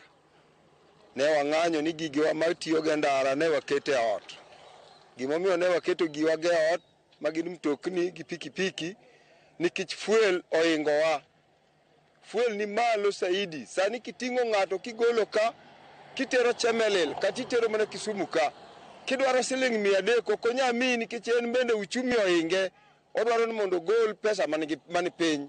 To wan bende kaka jo pikipiki ok onya kawo pesa mani piny nikech fuel oidho. Koro wakwa sirikal mondo okonywa ng'iyane wach fuel ni kaka ginyalo duoke piny. Machielo, akwayo jowa ma professional mane jakom motere bwo sirikal, noteru kacha mondo ukony jopiny. Sani umako pesa, jakom mar budget wuok ka, minister mar finance wuok ka, jatelo mochung'ne mafuta wuok ka, to noteru ni un expert udhi konyo sirikal. Ma be kaka ukonyo sirikal, koso udhi riworu gi sirikal mondo ohiny ji. Osowe bwo tande State House. Koro gik ma jopiny wacho kuwinji, Mheshimiwa waziri mar finance sama ne inoko nigo koko saidi. Kendo ine mane pingo weche mag fuel, pia ondai. Une mane upingo weche mag fuel. Sani, une State House, fuel ber nywe. Jakom makedo nwa sani waonge go. To une ma jakom we umondo mi ukonywa. Koro sani uchieme State House wilu gi jopiny. Koso piny inyore. Fuel manoteru ni udhi ulosi ukony sirikal ema koro nego jin. Nyocha komed fuel ka ji oywak. Uwono ji uduoko mathin. Sani omed fuel uwono siling 10. Siling 10 konya ng'o. To umedo siling 40 gi wiye. Mokwongo karawe nyinga ni luonga ni Kevin Owino, lakini area ka ong'eya matut kaka Adero. An abiro ka mondo ariwra gi jong'anyo e yo mar fuelni kaka johala. Watimo ohala to business ok nyal dhi mbele nikech kioro ng'ato nodhi omni kata stock. Kuonde moaye bor gi town kuonde migole stock. Kidhi mondo mi omni stock ibiro gi transport ma ok nyal kata yudo yo kaka iuso ne customer. Koro wakwayo sirikal samubedo piny kanyo ngiuru kaka unyalo consider wach fuel no mondo duoke chien wayuduru kaka wambe wanyalo konyore piny ka. Ng'anyo niere kaka oketho business. Oketho business nikech sani chuno ni nyaka imed bech gimoro kaluwore gi transport mani oro go stock kuonde mani dhiyo. Kaka kuma wachiegni go en Ahero kata Kisumu. Sani koro ing'eni bech fuel transport kaka nyocha Kisumu nyalo dhi kata gi siling 300. Sani Kisumu idwa dhi gi siling 600. Donge ineno ka koro goni dabu nikech mokwongo apikni bokana e ot kaka ja boda boda nosewacho. Koro oko tich mayot e area ka kata en e bungu kamano. Erokamano machiegni. In inyalo wacho ang'o kaka ja ohala malworani? An gi nyinga iluonga ni Victoria Were, aja ohala ma Miwani kae, atimo weche beauty, saloon gi barber shop. Wach fuel ni ohinyowa kabisa nikech kata mana sani wan e ng'anyo to ng'anyo wani ok en mar ketho gik moko but wang'anyo mamuol. Kata nyoro nawuok kae kadhi Kisumo dhi Wero, awuok kae gi siling 700 dhi kende kata geche kende mane onge ndara. Kachopo kuro tayudo ni gik mwawaro nengo gi oidho otama kata Wero nikech ere kaka dwa uso ne customers ga. Obidi ma achaka wang'o fare kachaka duogo koni. Sani geche ok ringi, waloro tijewa nikech kata ng'ama biro mondo isuki maonge. Ng'ato kowinjo ni bech pis siling 90, ok osuki wacho ni eri mondo adhi aliedi. Koro wakwayo mana sirikal. Wach fuel ni hinyowa kabisa kendo wan johala mapod tindo. Wadwa ni mondo gi empower wa mondo ohala obed maduong'. Koro wakwayo ka sirikal mondo wach fuel ni gitek ginen kaka gilosonwa mondo nengo mar mafuta odog piny. Erokamano. Erokamano ahinya machiegni kwa tieko wachiegni tieko. Nyalo wacho kaka johala malworani wacho kanyo ni iloko ohand lewni. Mafuta ni oduoko ohandi piny e yo machalo nade kata ohinyo e yo machalo nade? Wach mafuta ni hinyowa. Iluonga ni Belinda Deya. An johala ma Jua Kali auso lewni. Koro wacho mafuta ni hinyowa e yor ohala. Kwa dhi town, wadhi gi pesa mang'eny, makata nchi adhi town gi 800 dhi gi duogo. Chon wadhi gi 400. Koro sani omede nyaka 800. Maki wuoyo gi japikipiki ok nyal winji kendo nyisi no med mafuta. Koro wakwayo mondo giduoknwa bech mafuta piny. Ago erokamano. Erokamano nyama chiegni kwa tieko kodi. Inyalo wacho ang'o ung'anyo kawuono to kung'anyo udwaro nang'o? An iluonga ni Odhiambo James Jambetri kata mong'ere gi one time ahinya e gwenge mwantiegi. Kaluwore gi weche mag fuel wariwore kanyakla achiel gi joma tatu manie transport mano chako mgomo gi nyoro kendo wa support migomo na ahinya kaka an achiel kuom jogo ma bende deal gi weche mag fuel osebedo ka koro hinya kabisa moloyo kochakore dwe mokalo kama nyo chak mede ikendo kaka sani koro nyo chako mede ni koro hinyo zaidi kaluwore kuma igole kikele ka bor mondo miye jok matiyo kode jo mtokni matino tindo kata jo pikipiki chuna ni mondo med ne gi nengo to nengo be samo tama kaka med negi nikech okane nyalo magin go mondo migi chul that price munega med negi koro ma hinya zaidi nikech malo se tim lokruok an kaka nyalo timo lokruok piny ka onge mar ariyo en wach mar fuel mar tire mano chako bedo raise from 160 to 198 samo bedo raise kamano jab ng'ama thier mogike matiyo gi mafuta mar tire wang'eyo ni joma nigi nyalo tiyo gi stima tiyo gi sola ka koro ng'amo dhier malich mano wapani sirikand Kenya Kwanza dhi konyo ema sani ochako ng'awne bei mar mafuta bech petrol pok nokalo ga bech diesel pok nokalo ga bech petrol nyaka nini wano ka sani koro bech diesel ema ni malo petrol lowe mafuta go chien to kasama ne jatelo wuotho ka campaign Nyamira nowacho maber ni lweny man Ukraine gi Russia ok nyal affect the fuel price ma Kenya kai sani koro gi lament about the lweny mantie Ukraine gi mantie Iran ni is now affecting the fuel price ma Kenya kai ni wadwaro all the ministries concerned Minister for Trade, Minister for Transport, Minister for Energy, and Finance Ministry. Yokoni go benim badi go pia wanda ikende. Emowe go koko William Ruto to chiema vijana kochacha. Man, we don't want that ni sane. Okonya albedo no convene a meeting from Abidjan. Reto en kujo kinziki okubinyalo weche gi sani gi kama koro kete gindikini. Omiyo wadwaro keri mondo ring pio duka. Mondo mi walos ma weche mag fuel. Waneka konya dok piny. Ok bidok piny nyaka 15th of June kaka nyo Mr. Mbadi oro no SMS ya. Omiyo wakwai Mr. Finance Minister wadwaro ni ka in kanyo tikonywa kaka ni dhi konyowa. Ok ni sani kori lament to ni dhi kanyo ni ing'eyo gimoro amora mantie kanyo. Erokamano. Nyaka nadonj kapok aneno matatu moro amora to wacho ni tiyo gi weche fuel. Koro into biashara tiyo dhi nade? Biashara ohinyo masewacho no hinyore saidi nikech nyaka na chak bet ka geche okan an seneno na loche mag kuyo kende moahero kabiro kawo kuyo ka. Omiyo pok atimo gimoro amora nyaka ne piny koro kang'e ni wang' na chim na dodi chiemo kawuono. Mana kamano Joyce, winjo moko kuom paro mawuok kuom jodak mawuok Miwani e kaunti ma Kisumu kaendi ka giwacho ni kata obedo ni chuny boma ma Kisumu to ne onge jogo mano bago ng'anyo kotenore kod nengo mauta momedi. Gin to ging'anyo mamuol ka koro geche kata nyamburko mitiyo godo e yor wuoth thoth gi okan kalure kod nengo mauta mani malo ka giywak ni koro obed jo ohala obed jogo mawuotho gin matek. Gikwayo mana sirikal mondo ong'e kaka ginyalo loso wach mafuta. Kionge penjo moro amora taduoko ni mondo idhi nyime e thuolo ni e seche mag mbakoromo. Joyce an komi. Erokamano ahinya Millicent Adhiambo ka intiere kar dak ma Miwani e kaunti ma Kisumu. Onge penjo moro amora, owinjo kanyo paro maliw kowuok kuom jodak e kaunti ma Kisumu ka koro gidwaro mar mondo mi kaber to sirikal ong'e ane wach mar nengo mamalo mar mauta kendo koro duok piny kalure ne moko kuom gi bende oywak ne kalure kod medruok e nengo mar mauta. Moko kuom mwandu ma gidhi waro bende koro giyudo ka nengo mag gi omedore, gino mamedo kelo negi pek kendo miyo gi ok giyud yuto margi mapile ka pile. Erokamano ahinya Millicent Adhiambo kendo anyalo mana weyi mar mondo mi dhi mbele kod chenro mamoko kata luonwa moko kuom gigo mabobedo ka waneno weche manyien odiochieng' ma kawuono. Kapok wawinjo kaka joma Machakos oloso, we asoma ne ote mar Injinia Lazaro Kanyambok ong'isa ka ni Joyce Oduor an pod commend Nyanza youth for showing maturity. No ugly situation reported so far. Otherwise, mgomo ni hinyo both sides. Wacho ni thoth matatu okaw loan ma ichulo daily. Insurance bende thoth gi chulo daily. Matatu crews bende ong'iyo kod yuto per day. Moko okan kata siling achiel.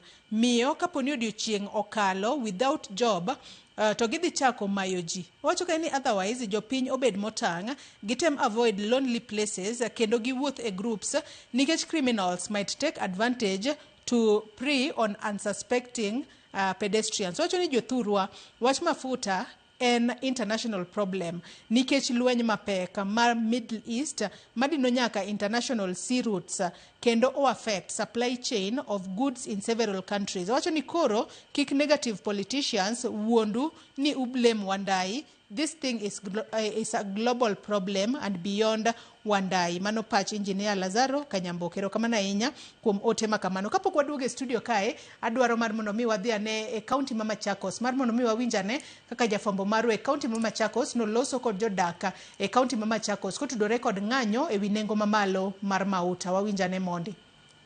Huku tukiingia siku ya pili katika mgomo wa magari za abiria katika nchi yetu ya Kenya na mgomo wa mafuta. Leo tuko hapa katika eneo la Machakos ambapo tutapata fursa kuongea na wananchi kuhusu ni yapi wafikiria afaa kufanywa na nchi yetu na viongozi katika hii Kenya. Wacha tusikie na yapi. Hii mgomo imeathiri biashara nyingi kabisa kwa sababu ukiangalia saa hizi maduka zimefungwa, watoto wako shule. Kama ni ushuru serikali ilikuwa ipate, haipati, na ni kwa sababu yao tu, kwa sababu wanapandisha mafuta ovyo ovyo. Kila mwezi mafuta inapanda. Wakipandisha na 40 bob, tukileta shida wanakutana kidogo wanateremsha na shilingi 5. Kesho tena wanarudi tena wanapandisha na 40 bob. Tukiongea wanateremsha na 10 bob. Bei ya stima sasa itaenda juu. Kwa sababu ukipewa ile receipt unaona breakdown ya Kenya Power watu tunalipa hadi fuel ya huko KenGen. Kila mashine huku Kenya inatumia stima. Hata bei ya bidhaa za kukula pia itaenda juu. Hata mboga zitaenda juu pia.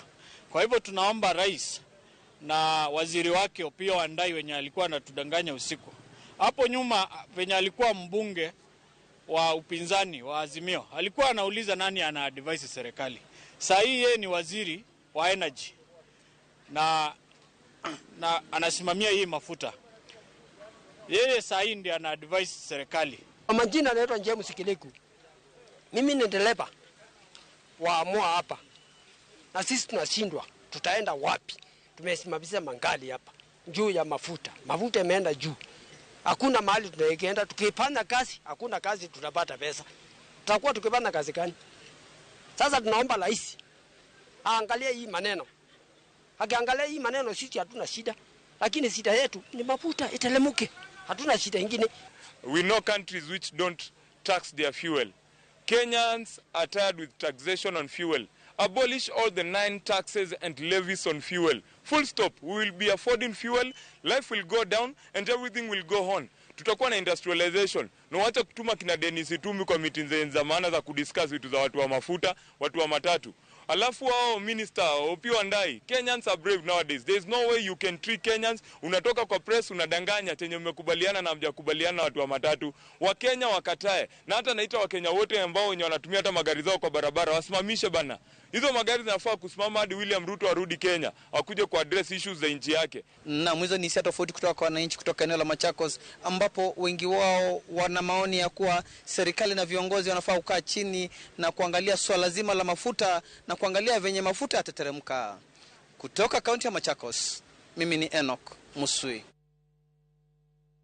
Erokamana inya Enoch kuwuke kaunti ma Machakos kuma twako jopinye kaunti ma Machakos wawinjo kanye yo makare paro mopogore mano mar jodake kaunti ma Machakos kalore ni wachni mano mar medruok e nengo mar mauta kata nengo mamalo mar mauta wanyalo wacho ni onyayo ichwang mathoth kuwuok kuom jopiny kalore ni jokanyo e sekta mar matatu ko ng'anyo to ok hiny mana jokanyo e sekta mar matatu kende to hinyo jopiny e yore mopogore adwa waduoge studio marwa kae adwa ni Bikuomi Morisi winjo kanyo ka bende awacho ni nitire romo masani nyalo bedo ni dhi mbele e kind jatend migao mochung' ne weche go mag arita pacho ka Kipchumba Murkomen, jatend migao mochung' ne weche go mag teko kaachiel kod modhi mano Opiyo Wandayi kaachiel kod jokanyo sekta mano mar matatu. Romo makamano dhi mbele kendo giluongo ute mag fam. Medi paro ni lalruok kata winjruok nyalo biro dichieng' makawuono to kapo ni winjruok ochopo bende nyalo dok e tich mana gi sano sama koro lan ne ng'anyo rumo. Kamano Joyce. Wasetimo ng'anyo mok ng'anyo mokwongo wasetimo ng'anyo 2011 watimo ng'anyo. Kolanda ni winjruok osebede wan wasebede high stake meeting mosetimre nyaka ma moluor Raila Amolo Odinga. To adiera makende ni kasani serikal owacho ni wawinjre gi jo matatu kata jo geche matingo jo wuoth. To kidonji town sani tibiro ka geche opong town. Geche ni derepe gi obeta kamoro na nyisi ni kech ma jogi nego ni ata malo mamalo. Kendo sani gibeta ote mar engineer Lazaro Kanyambu wacho ni moko kuom gi bende gitegemea mana yuto mapile ka pile no eka koro gi sustain themselves. Mano ta dier makare Kanyambu wacho adier makare. To ang'eyo ni sani ko wach ni ng'anyo rumo to gibro doke ndara kendo gibro chako tingo jowuoth maber. Gima luoro manyalo bedo an go sani wani grube mopogore kendo waneno ka gik moko dhi mbele groups kae ni jo moko nigi luoro ni jok modhi timo wuoyo gi jotelo go nyalo bedo ni samoro dhi wacho mamargi moko orgi jok mohinyore wachi nengo mar mafuta. Jomage mahinyore ahinya kara miwacho ni seche moko jomodhi kacha nyalo bedo jodonga. Jomodhi kacha gin jotelo. Ting'eni jogi to ok nyal chopo, ok nyal rom chairman jotende SACCOs te ma Kenya ka ok nyal biro mondo girom gi jotend migao. Koro chuno ni giyier jok ma bro dhi wuone ilogi. To koro aka neno kaka gik madhi mbele kae en ni koro osechako neno koro intelligence moro bedo leaked ni jogi osebedo compromise. To gibro luongo ng'anyo noserumo to gima bende giyudo bende onge. Emomiyo kaka na chako na wacho ni wan kaka jotich ok nwa luongo ng'anyo. Ng'anyo noluongi weg geche ka giluoro ni samoro ka gini odhi mbele nengo ni kobedo ni to wan kaka jotich wabro duoko pesa ma giyudoga chien nikech wan bende wasenyiso jotich ni koro un ok inyal tiyo chakre saa 10 mosira wende nyaka saa 5 motieno to kendo in idhi te kawo pesa te tiketo igogo fuel kata igo mahuta to modong' imiyo wuon gari nikech pesa gi jogi chokoga kochopo saa 7 gisekawo pesa. Koro kidhi fuel tibiro yudo ka pesa iseketo mahuta te, koro gimidhi ge ot onge. Koro mano nwanyisogi ni un gima unyalo timo sani ma bende biro bedo mayot kuomu, kik uchiw pesa gimiluongo ni offload no mapema. Beduru gi pesa, go fuel, kisego fuel pesa modong' kaw msachi mokwongo. Kisekaw msachi to koro modong' mi wuon gari mondo be winji nikech nanyisi ka ni nengo mahuta osebedo ka medre to asebedo kwa ng'anyo nikech wi geche osebedo ka gin at their comfort zone. Koro sani osepo kuma koro ok ginyal bedo at their comfort zone anymore nikech wan kaka jotich wabiro neno ni ok wanyal dhi maongo msara to jogi wakawo pesa to wamiyo weg geche. Koro luoro moro nitie ni bita samoro negotiation madhi nyime ni ok bi moro ji te, lakini kaka wacho mokwongo ni adier ka kende dhano hinyre to onego ber kaka kata jok matelo ni mondo dogi tich mondo ngima gi ochak odhi mbele kaka dware. Koro kata gima gibro yalo kata gima gibro kadho kaka gi jatend migawo wan wadhi support kaka jotich nikech koro bro chopo kama koro gin gibro penya to in ko ki support gini in idwa ni wachiem kan ibro mi wachiem bro cham wan wabro support mak mana ni koro kochopo ni koro msara mare yuto mare dereva bro bedo maonge to dereva nyaka ledhie lwete ipes wuon gari nikech gari bende ka fuelo koket moro mopong'o tangi to wuon gari be bro kawo dereva makosa to samo gigi end ga mana ni ko imako kata dereva titeri police ne dereva timang'o dereva otiyo gi pes mauta. Koro wan wadhi ungo lwedo gimoro amora to gima nyisi adier makende kawuono odiechieng' ma kawuono ok bi rumo kapok ng'anyo ri mano gima nyaka ashua kawuok kae, mano gima kata nyaka nyis jopiny ni kawuok kae kata samoro kapok wawuok kae samoro ibiro bedo breaking news ng'anyo ma kawuono nyaka rum nikech ng'anyo ma kochopo kiny to kiny ibiro neno to industrial action wacho kaka jok mochung' jotich in the industrial action ni industrial action mora mora matieko bakawo more than 3 days. Joyce, ka nitie ng'anyo moro mani wacho ni dwa ng'anyo to kawo ndalo moromo ndalo 3 to mano duogi tich kata komi gimoro matin to kawo mano nikech ok okalo kanyo to dhano biro bedo chako duogo mus to dhano moko bende biro yudo yore kaka gibiro timang'o kaka gibiro survive to mano koro bedo life kaka no. Unyalo paro ndalo michuki kane michuki insist ni geche nyaka michuki rules kane obiro ng'enywa nowacho ni magi gik ma minister wacho ok betimre, lakini kane osud gichako tich to dhano nowuotho ne gi complain mana the first 3 days to koro kane ochopo bang'e to michuki insist ni nyaka chik luor walu to dhano nowuotho. Koro geche mane comply ne duogi tich mos koro gima dhi timre kendo sani geche ma biro neno ka kech koro bedo mang'eny. Wuon nyamburko wacho ka ni ng'ato ok bi konya chulo loan idwar minyalo dwaro yud msara tani bende kana matin gibiro timo kamano to gichako duogo. Koro gima nyalo advice kata weg nyamburko sani giyie gima serikal nyose wacho mas 10% no giduogi tich.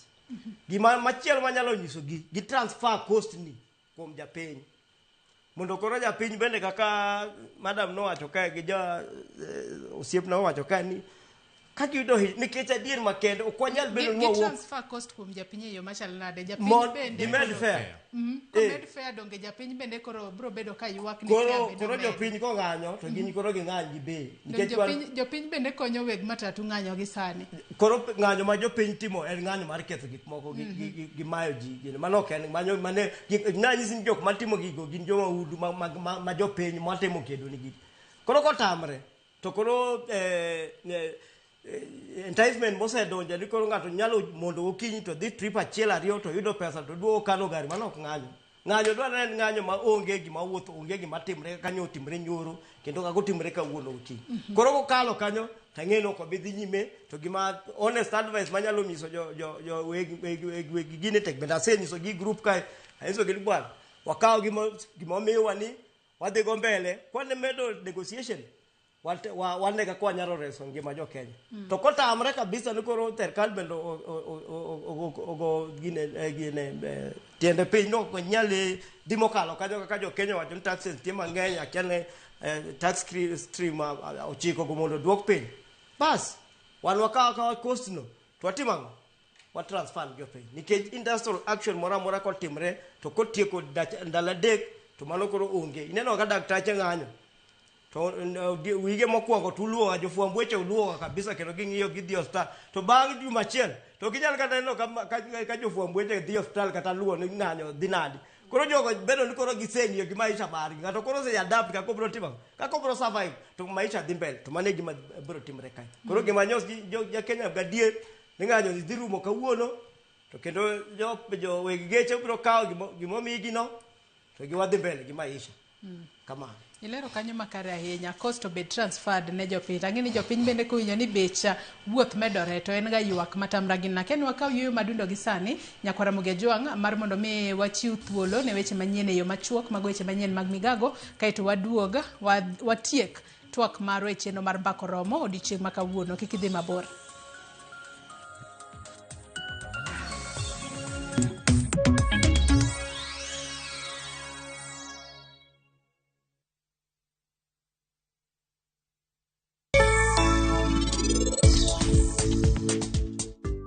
Kaka niti timre kuom ndalo matin geno loko kite ahinya kaka eno timre kaka eno wuoyo eno lokore ahinya nyathina kadine bedi ni ananyalo to anda loko ngima mar parisani lokruok mari ni aneno ka berna ino kidwa neno ng'ata machiegni koda to kidwa winjo kata kaluongo nyingo siep ni Migeno ing'e gima timre kae minodwa mineno ni en poko pakaga kae nyaka nini pile ka pile otiyoga tich mar dhaona.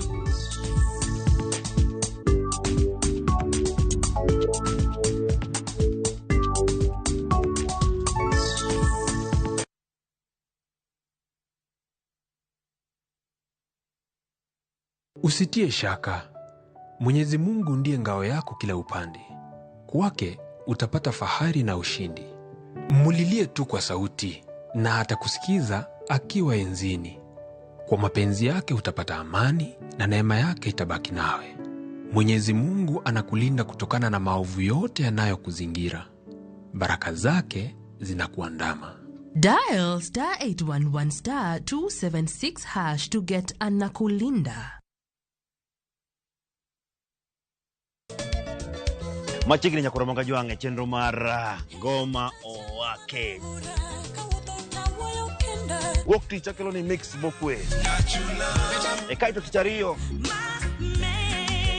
Reggae owake, yani tunaongea na Majar Rastafara. Alafu ticha dek Nyakwara Muge Jwang' akelo ni mana yani ngeni baka giwasani. Ticha Ngwen is kama nene, yani kitambo zama za kale. Alafu Friday, si unajua tu Friday tunafanya namna hii. Nyakwara Muge Jwang' Friday supuzo wake. Sapar gina kapaga big nyaka sapaga rio kod an PDG Papa Vic, yani ukipenda mzee kijana.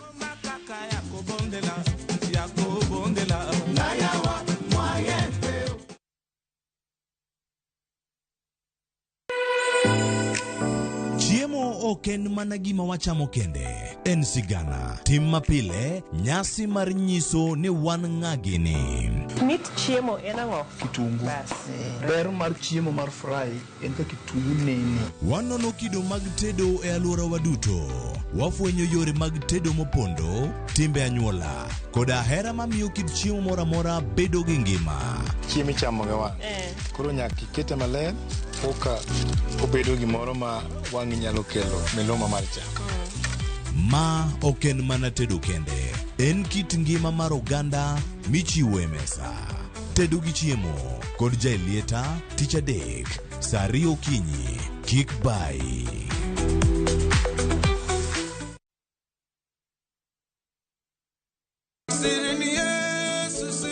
papa ni Yesu, Yesu ni odwanda.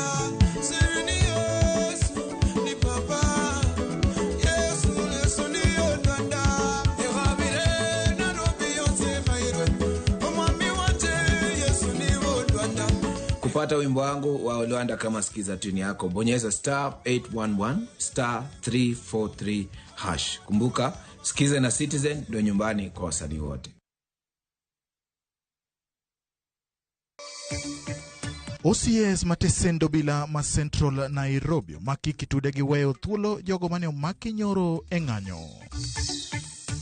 Chenro mag wuoth ong'ukore e odiechieng' mar ariyo e counties mopogore pacho ka e kinde ng'anyo e medruok nengo mauta.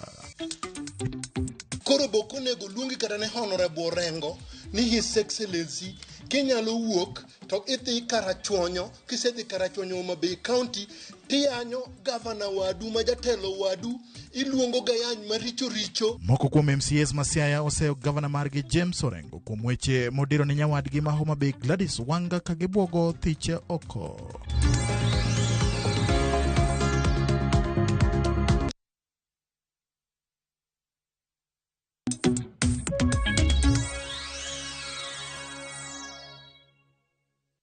Machiegni kendo nyakwara Mugia Jwang' e tielo mogik e twak mar chenro mar mbaka oromo odiechieng' ma kawuono kama twak otudore koda kaka ng'anyo mano mar weg nyamburko makwedo medruok e nengo mar mauta e pacho kae sani koro orocho chenro mag ohala kaachiel kod wuoth e bombe mopogore opogore e pacho kae. Recho antiere kuom winjo kanyo ka Morris wacho ni sani koro winjo bed ni japiny ema koro kaka weche dhi kapo ni winjruok obedo to nengo mar diesel ok odok piny kaka dwarore to winjo bed ni garama makamano koro idhiro ne japiny matende ni ma en jawuoth to ang'e ni komed bech wuoth to weche makamagi biro bedo ka hinyo nyaka jogo mantiere sekta mar ohala. Weg ohala sani koro omed tiyo orid kanda iyo machalo nade mar mondo mi gidhi mbele kod ohala margi giyud yuto to kik giyud lal kata bedo ni garama mar wuoth koro seche moko bende koro nyalo medore matamra gi nono. Recho. Erokamano Joyce to gi janeno mar Ramogi. An anyalo kwayo kaka Morris osewacho ni mondo giyie mondo giwinjre wach nikech gini ohinyo ji mang'eny adier, ok hiny gi kendgi, wan be gihinyo nyaka nyathi mathis madhi skul cha. Koro giyie mondo giwinjre wach mondo tich odhi mbele kaka dhi mbele, nikech kowene jopiny to jopiny kokawo weche lwetgi to samoro ok dhi maber, nikech ibo nwang'o ka koro ng'at mayuto ga pile ka pile cha koro kech bende otimre nadi oinge emang' ni nwang'e ka gidonje duk ng'ato gikawo gik moko makelo lal. Koro ananyalo kwayo mondo giwinjre mondo ji oduogi to sirikal bende okonsida japiny nikech japiny yuto sani tin, nikech ka koro wamedo expense be ok dhi maber. Koro giyie mondo giwinjre mondo ng'ata mondo koro o benefits. Kamane kaka nyalo wacho. Eriko Dera in korka korano kibonjo e kinde mane Morris loso gi kinde mane Recho loso jopinya koro nyalo rido kanda iyo machalo nade nikech adira nyalo bedo ni mana kaka Morris wacho ni winjruok nyalo bedo to kata kamano obedo to nengo cha to pod en mana macha to gimbe koro giwacho ni japinye makoro githunga gigini gotudore kod medruok e nengo mar wuoth. Japiny koro tim nang'o e kinde makoro magi moko kuom gigo ma nyalo miyo uchumi medo ridore ahinya ne jopiny. Erokamano Joyce. Morris owacho ni pesa momedre mar fuelni gidhi bolo ne jopiny. Koro japiny kaka in household consumer kata household spender nyaka koro implement gik miluongo ni austerity measures e ot kanyo. Budget mora ma ok odhi kare mag gik ma luxury nyaka koro ing'adi. Stima ng'iyane kaka tiyo e ot, ka nitiere TV e sitting room to neg stima mar sitting room. wuodhe mar unnecessary wanyalo ng'ado for now. Gimoro amora ma koro is not essential inyalo duoko piny. Gima adwa wacho en ni transport sector e atari mar economy wa. En mogolo gik moko kuonde milosogie titerogi ne jok malosogi, kendo golo raw materials kuonde ma gintiere nyaka industries, kendo golo finished goods industries, manufacturing plants, titere markets, titero ne consumers. Disruption mora mora mantiere transport sector kelo hinyruok mang'eny ne ji mar employed directly to gi ji mar employed indirectly. Transport sector e chain link. En e chain link kendo en momiyo ji mang'eny gombo ni mondo ket mwandugi e Kenya ka.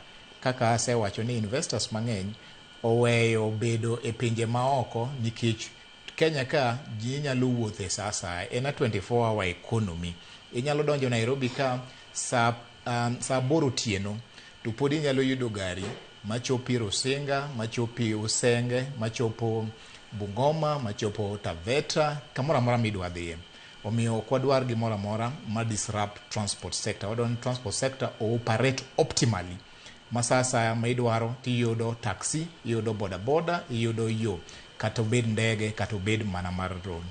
Gima nyalo medo paro kabisa ne policy implementers, jok mantiere treasury, jok mantiere petroleum industry, jok mantiere Ministry of Energy. Long term solution mar gima wantiere ni en ni nyaka wawe over reliance e diesel to gi oil products. Deber kabisa sani mondo waket gima iluongo ni infrastructure mondo wa invest e alternative sources of energy kata mar wuoth. Sani nitiere electric vehicles, electric bodabodas gi gik makamago. Waket gi stations gi mag charging obede highways gi te madhi Mombasa, madhi Kisumu, madhi e yore madongo dongo go te. Mondo mi instead of over relying kata rito ni nyaka wabed mna gi diesel vehicles, wanyalo tiyo gi those alternative means mondo mi wayud yo moko mwanyalo dhigo. The second one manyalo nyiso gi en ni waketane mwandu kabisa e exploration mar oil wa mar Kenya ka. Nitiere Tulo oil mane wasebedo go tire moro ka ma exploration ne pok odhi kare maber mondo mi okel yot. Bende wanyalo medo manyo moko mondo kwanyalo kunyogi to kunygi mondo wayud yo moko magi wanyalo bedo gi our own source mar oil mar diesel mwanyalo tiyo. Adwa ni mak parono gi kanyo wadhi achiel kachiel Harambee House mar mondo mi winjane kaka jatend migao mar Rita Kipchumba Murkomen loso gi sani gi bago romo kod weg matatu winjane.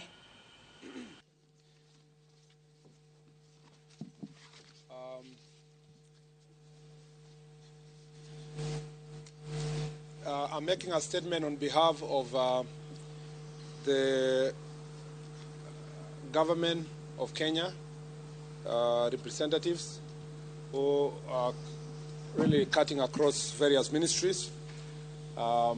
The city governor who is present here and the stakeholders who are standing behind me who are from the public transport sector, which is really across the board. First of all, let me say the government appreciates the challenges faced by Kenyans as the result of the rising global fuel prices occasioned by the crisis in the Middle East. The government is also fully cognizant of its responsibility to protect Kenyans from high cost of living. In fulfillment of this responsibility, the government last month reduced VAT on petroleum prices by 8%. The government also utilized the Petroleum Development Levy to stabilize fuel prices. Despite these interventions, the prices still remain high. Consequently, the government last night took additional measures to remedy the situation by reducing the price of diesel by 10 shillings per litre.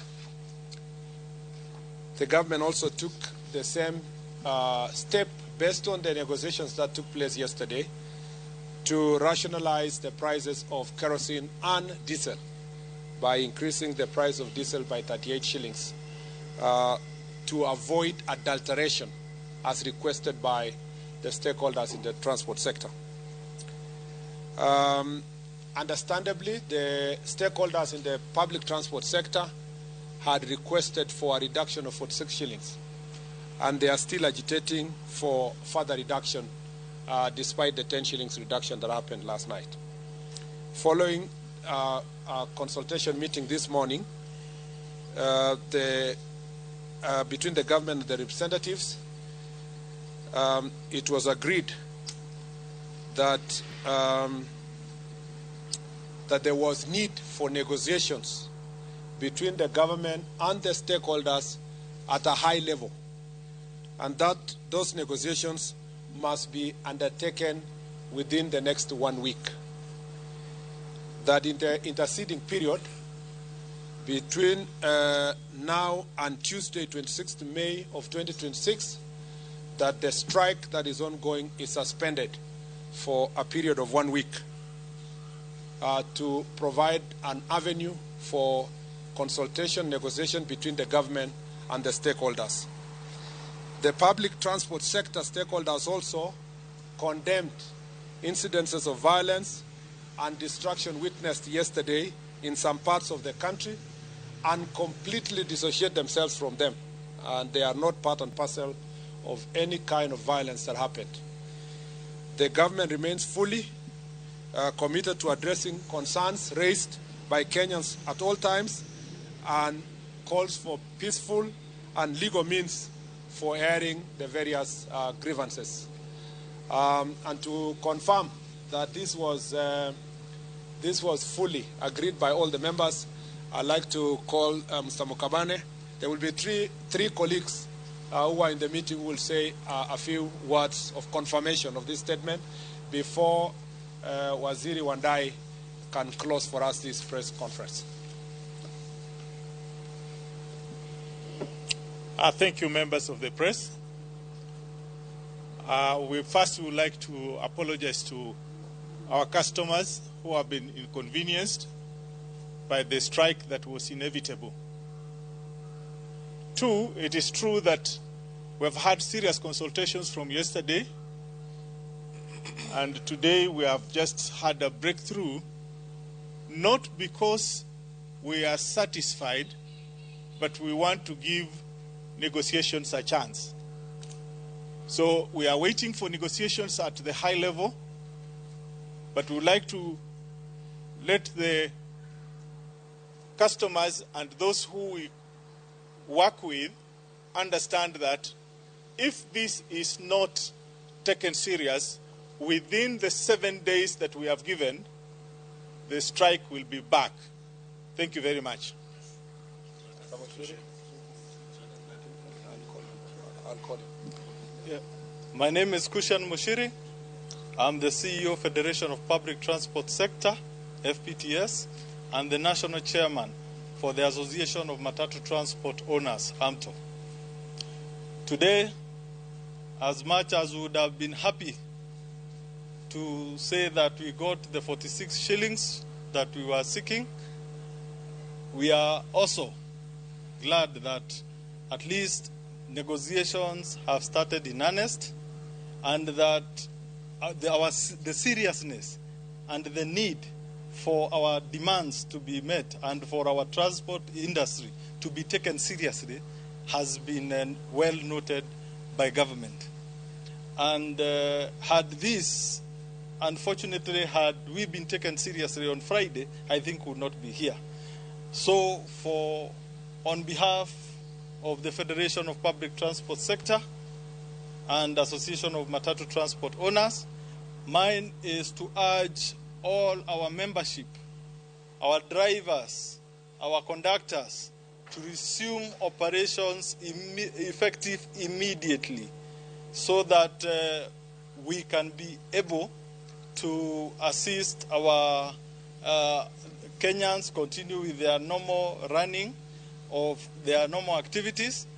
But we want to assure our members that within the next 7 days, we shall have done the best of negotiations, and I believe by the time we come back here, we will come with a good solution. And I am happy our able Governor Sakaja is here and is our guarantor that this time the government will take us seriously. So asante sana, Mungu awabariki. Okay, good afternoon everybody. My name is Albert Karagacha. I'm the president of Matatu Owners Association. We want to urge our members wherever they are to go back to work. We've come up with something whereby next week I think there'll be something coming up. So we urge them to go back to work, and we want to thank the government.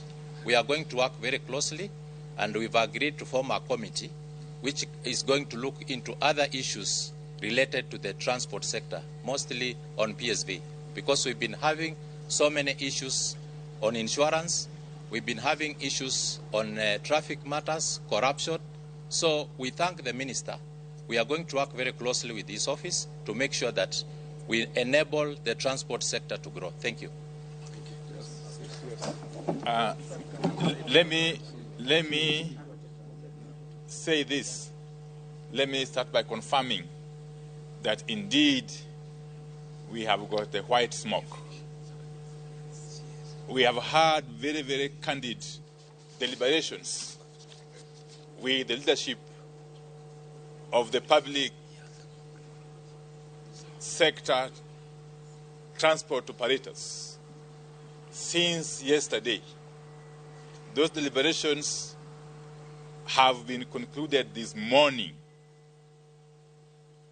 and I must confirm that they have been concluded successfully. As a matter of fact, due to the situation that currently obtains in the Middle East, and bearing in mind that Kenya remains a net importer of petroleum products, the government, conscious of the difficulties that the public continues to endure following the skyrocketing of petroleum product prices, has taken very, very deliberate measures.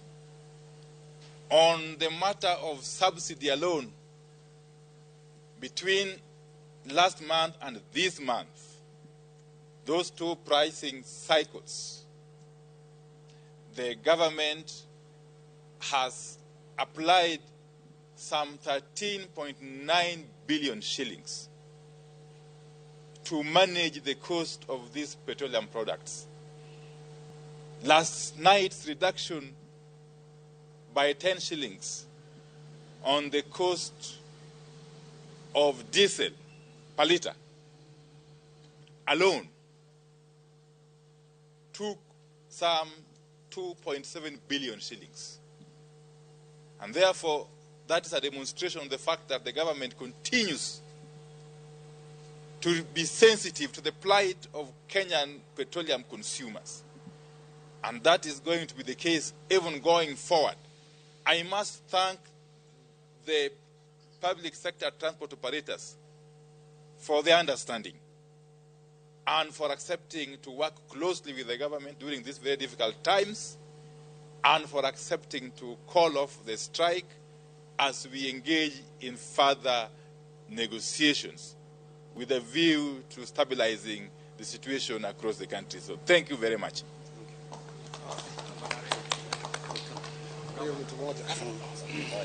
Yes. My names are Dennis Kilia, Secretary General, Truck Association of Kenya.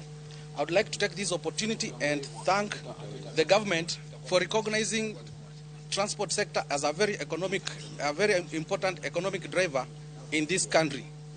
And with that, I don't want to mention more. I will say whatever Waziris have said, that I now call and tell my members to suspend the strike until further notice. Thank you. Everybody wants to say something, but we don't have the time.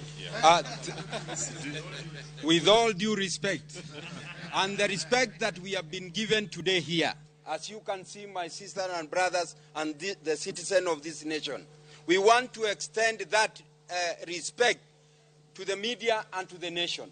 What we have agreed here, I can confirm the CS Mbadi and CS Mukomen are seated here, Wandai.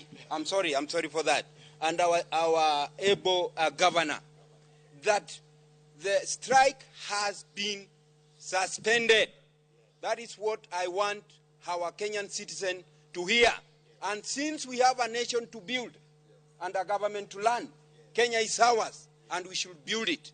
So therefore, on behalf of our transport stakeholder, our partner and our corporate, on behalf of our TSV, I want to assure them that since we have suspended the strike, give room to negotiation, and if that does not, we are not able to agree, we'll come back for the same. But for today, the nation should run. Thank you very much.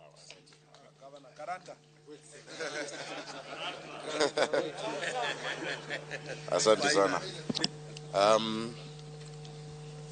Fellow Kenyans, the leaders, waziris, and the leaders of the Matatu sector, the Truck Association, Boda Boda, we have digital transporters. Ni muhimu kwanza kusema ya kwamba hawa wamechukua uongozi. Ni ukweli na serikali inatambua na sisi sote tunatambua Wakenya wameumia. Na sio hawa tu, kwa sababu wako kwa biashara, hata Wakenya wa kawaida. In all sectors. Children have not gone to school. There are sick people who need to go to hospital. There's farm produce that needs to be transported.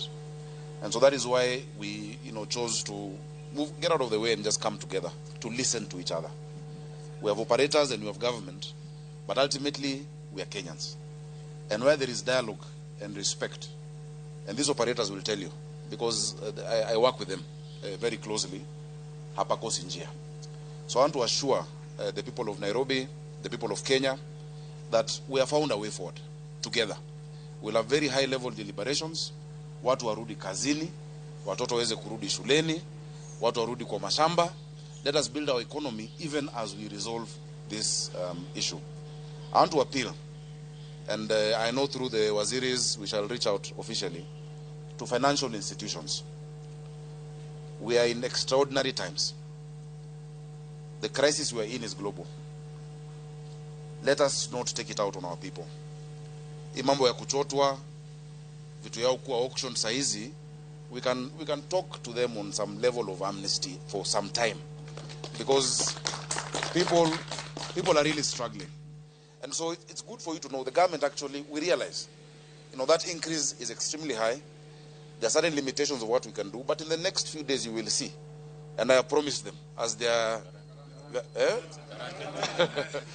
friend and their guarantor, that we shall sit at the highest level to resolve this pain that Kenyans are feeling. So I really want to thank the CS for Interior, for his leadership, CS for Energy, also the CS for Transport, that this consultation also should go on, that we don't only meet during a time of crisis. Let us meet to see how to improve this sector, to make public transportation as it should be, affordable, reliable for the sake of Kenyans. So asanteni sana, watu rudini kazi. Na ngoja watu town, watu warudi kazini, mujazi mabarabara tuendelee pamoja. Asanteni sana, tutamalizia hapo kwa leo. Asanteni. Haya, asanteni sana, Mungu awabariki. Mungu awabariki. Thank you very much.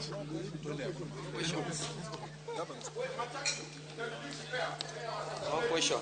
Nyakwara Mugejong maraka kiwinjo kanyo kowuok kuom jatend migao mochung' ne wechego mag arita Kipchumba Murkomen, jatend migao mar teko kaachiel kod jokanyo mopogore opogore sekta mar matatu ng'anyo mago mag matatu e pacho kae ochungi kuom thuolo mano mar jumbe ariyo mabiro. Mane en tok lalruok mar arieya ma obedo e kind sirikal kod jogo manitiere sekta mar matatu, kendo koro ong'is weg matatu e pacho kae mar mondo mi odog e tich ayanga ka koro girito mabro bedo katimore mbele e kinde mabende gibo medo poro wach mar mondo mi ginene nengo mar maute pacho kae obedo mano ma ok ohinyo jogo mantiere sekta mar matatu kaachiel kod jo Kenya mamoko. Nyakwara Mugejwangi kanye mochopo gode giko mar chenro mar odiochieng' ma kawuono. Erokamano ahinya Maurice Oduor, jagoro mano mar Matatu Workers Union. Erokamano ahinya Rachel Achacha, ja ohala kaachiel kod NCPA Eric Odera, jalony weche mag uchumi kuom kawo thuolo maru mar mondo mi wabed kod twak mar arieya kotudore kod ng'anyo manorocho sekta mar ohala e pacho kae. Koro nyaka sani Nyakwara Mugejwang ng'anyo ochungi. Matiende ni nyamburko apiko matingo jowuoth bro bedo ka chako tiyo ayanga kochakore sani nyaka koro kinde mabiro mbele kinde makoro sirikal medo keto weche makare ahinya nyato motudore kod nengo mar modhi e pacho ka yiena mar mondo mi atieke gi kanyo achiw thuolo ne James Opondo japicha mar mondo mi omi weche manyien mag migago odiochieng' makawuono bed kod odiochieng' maber masebedo kataye chenro makawuono e lo Sharon Ong'ao nyinga Joyce Oduori bed kod odiochieng' maber.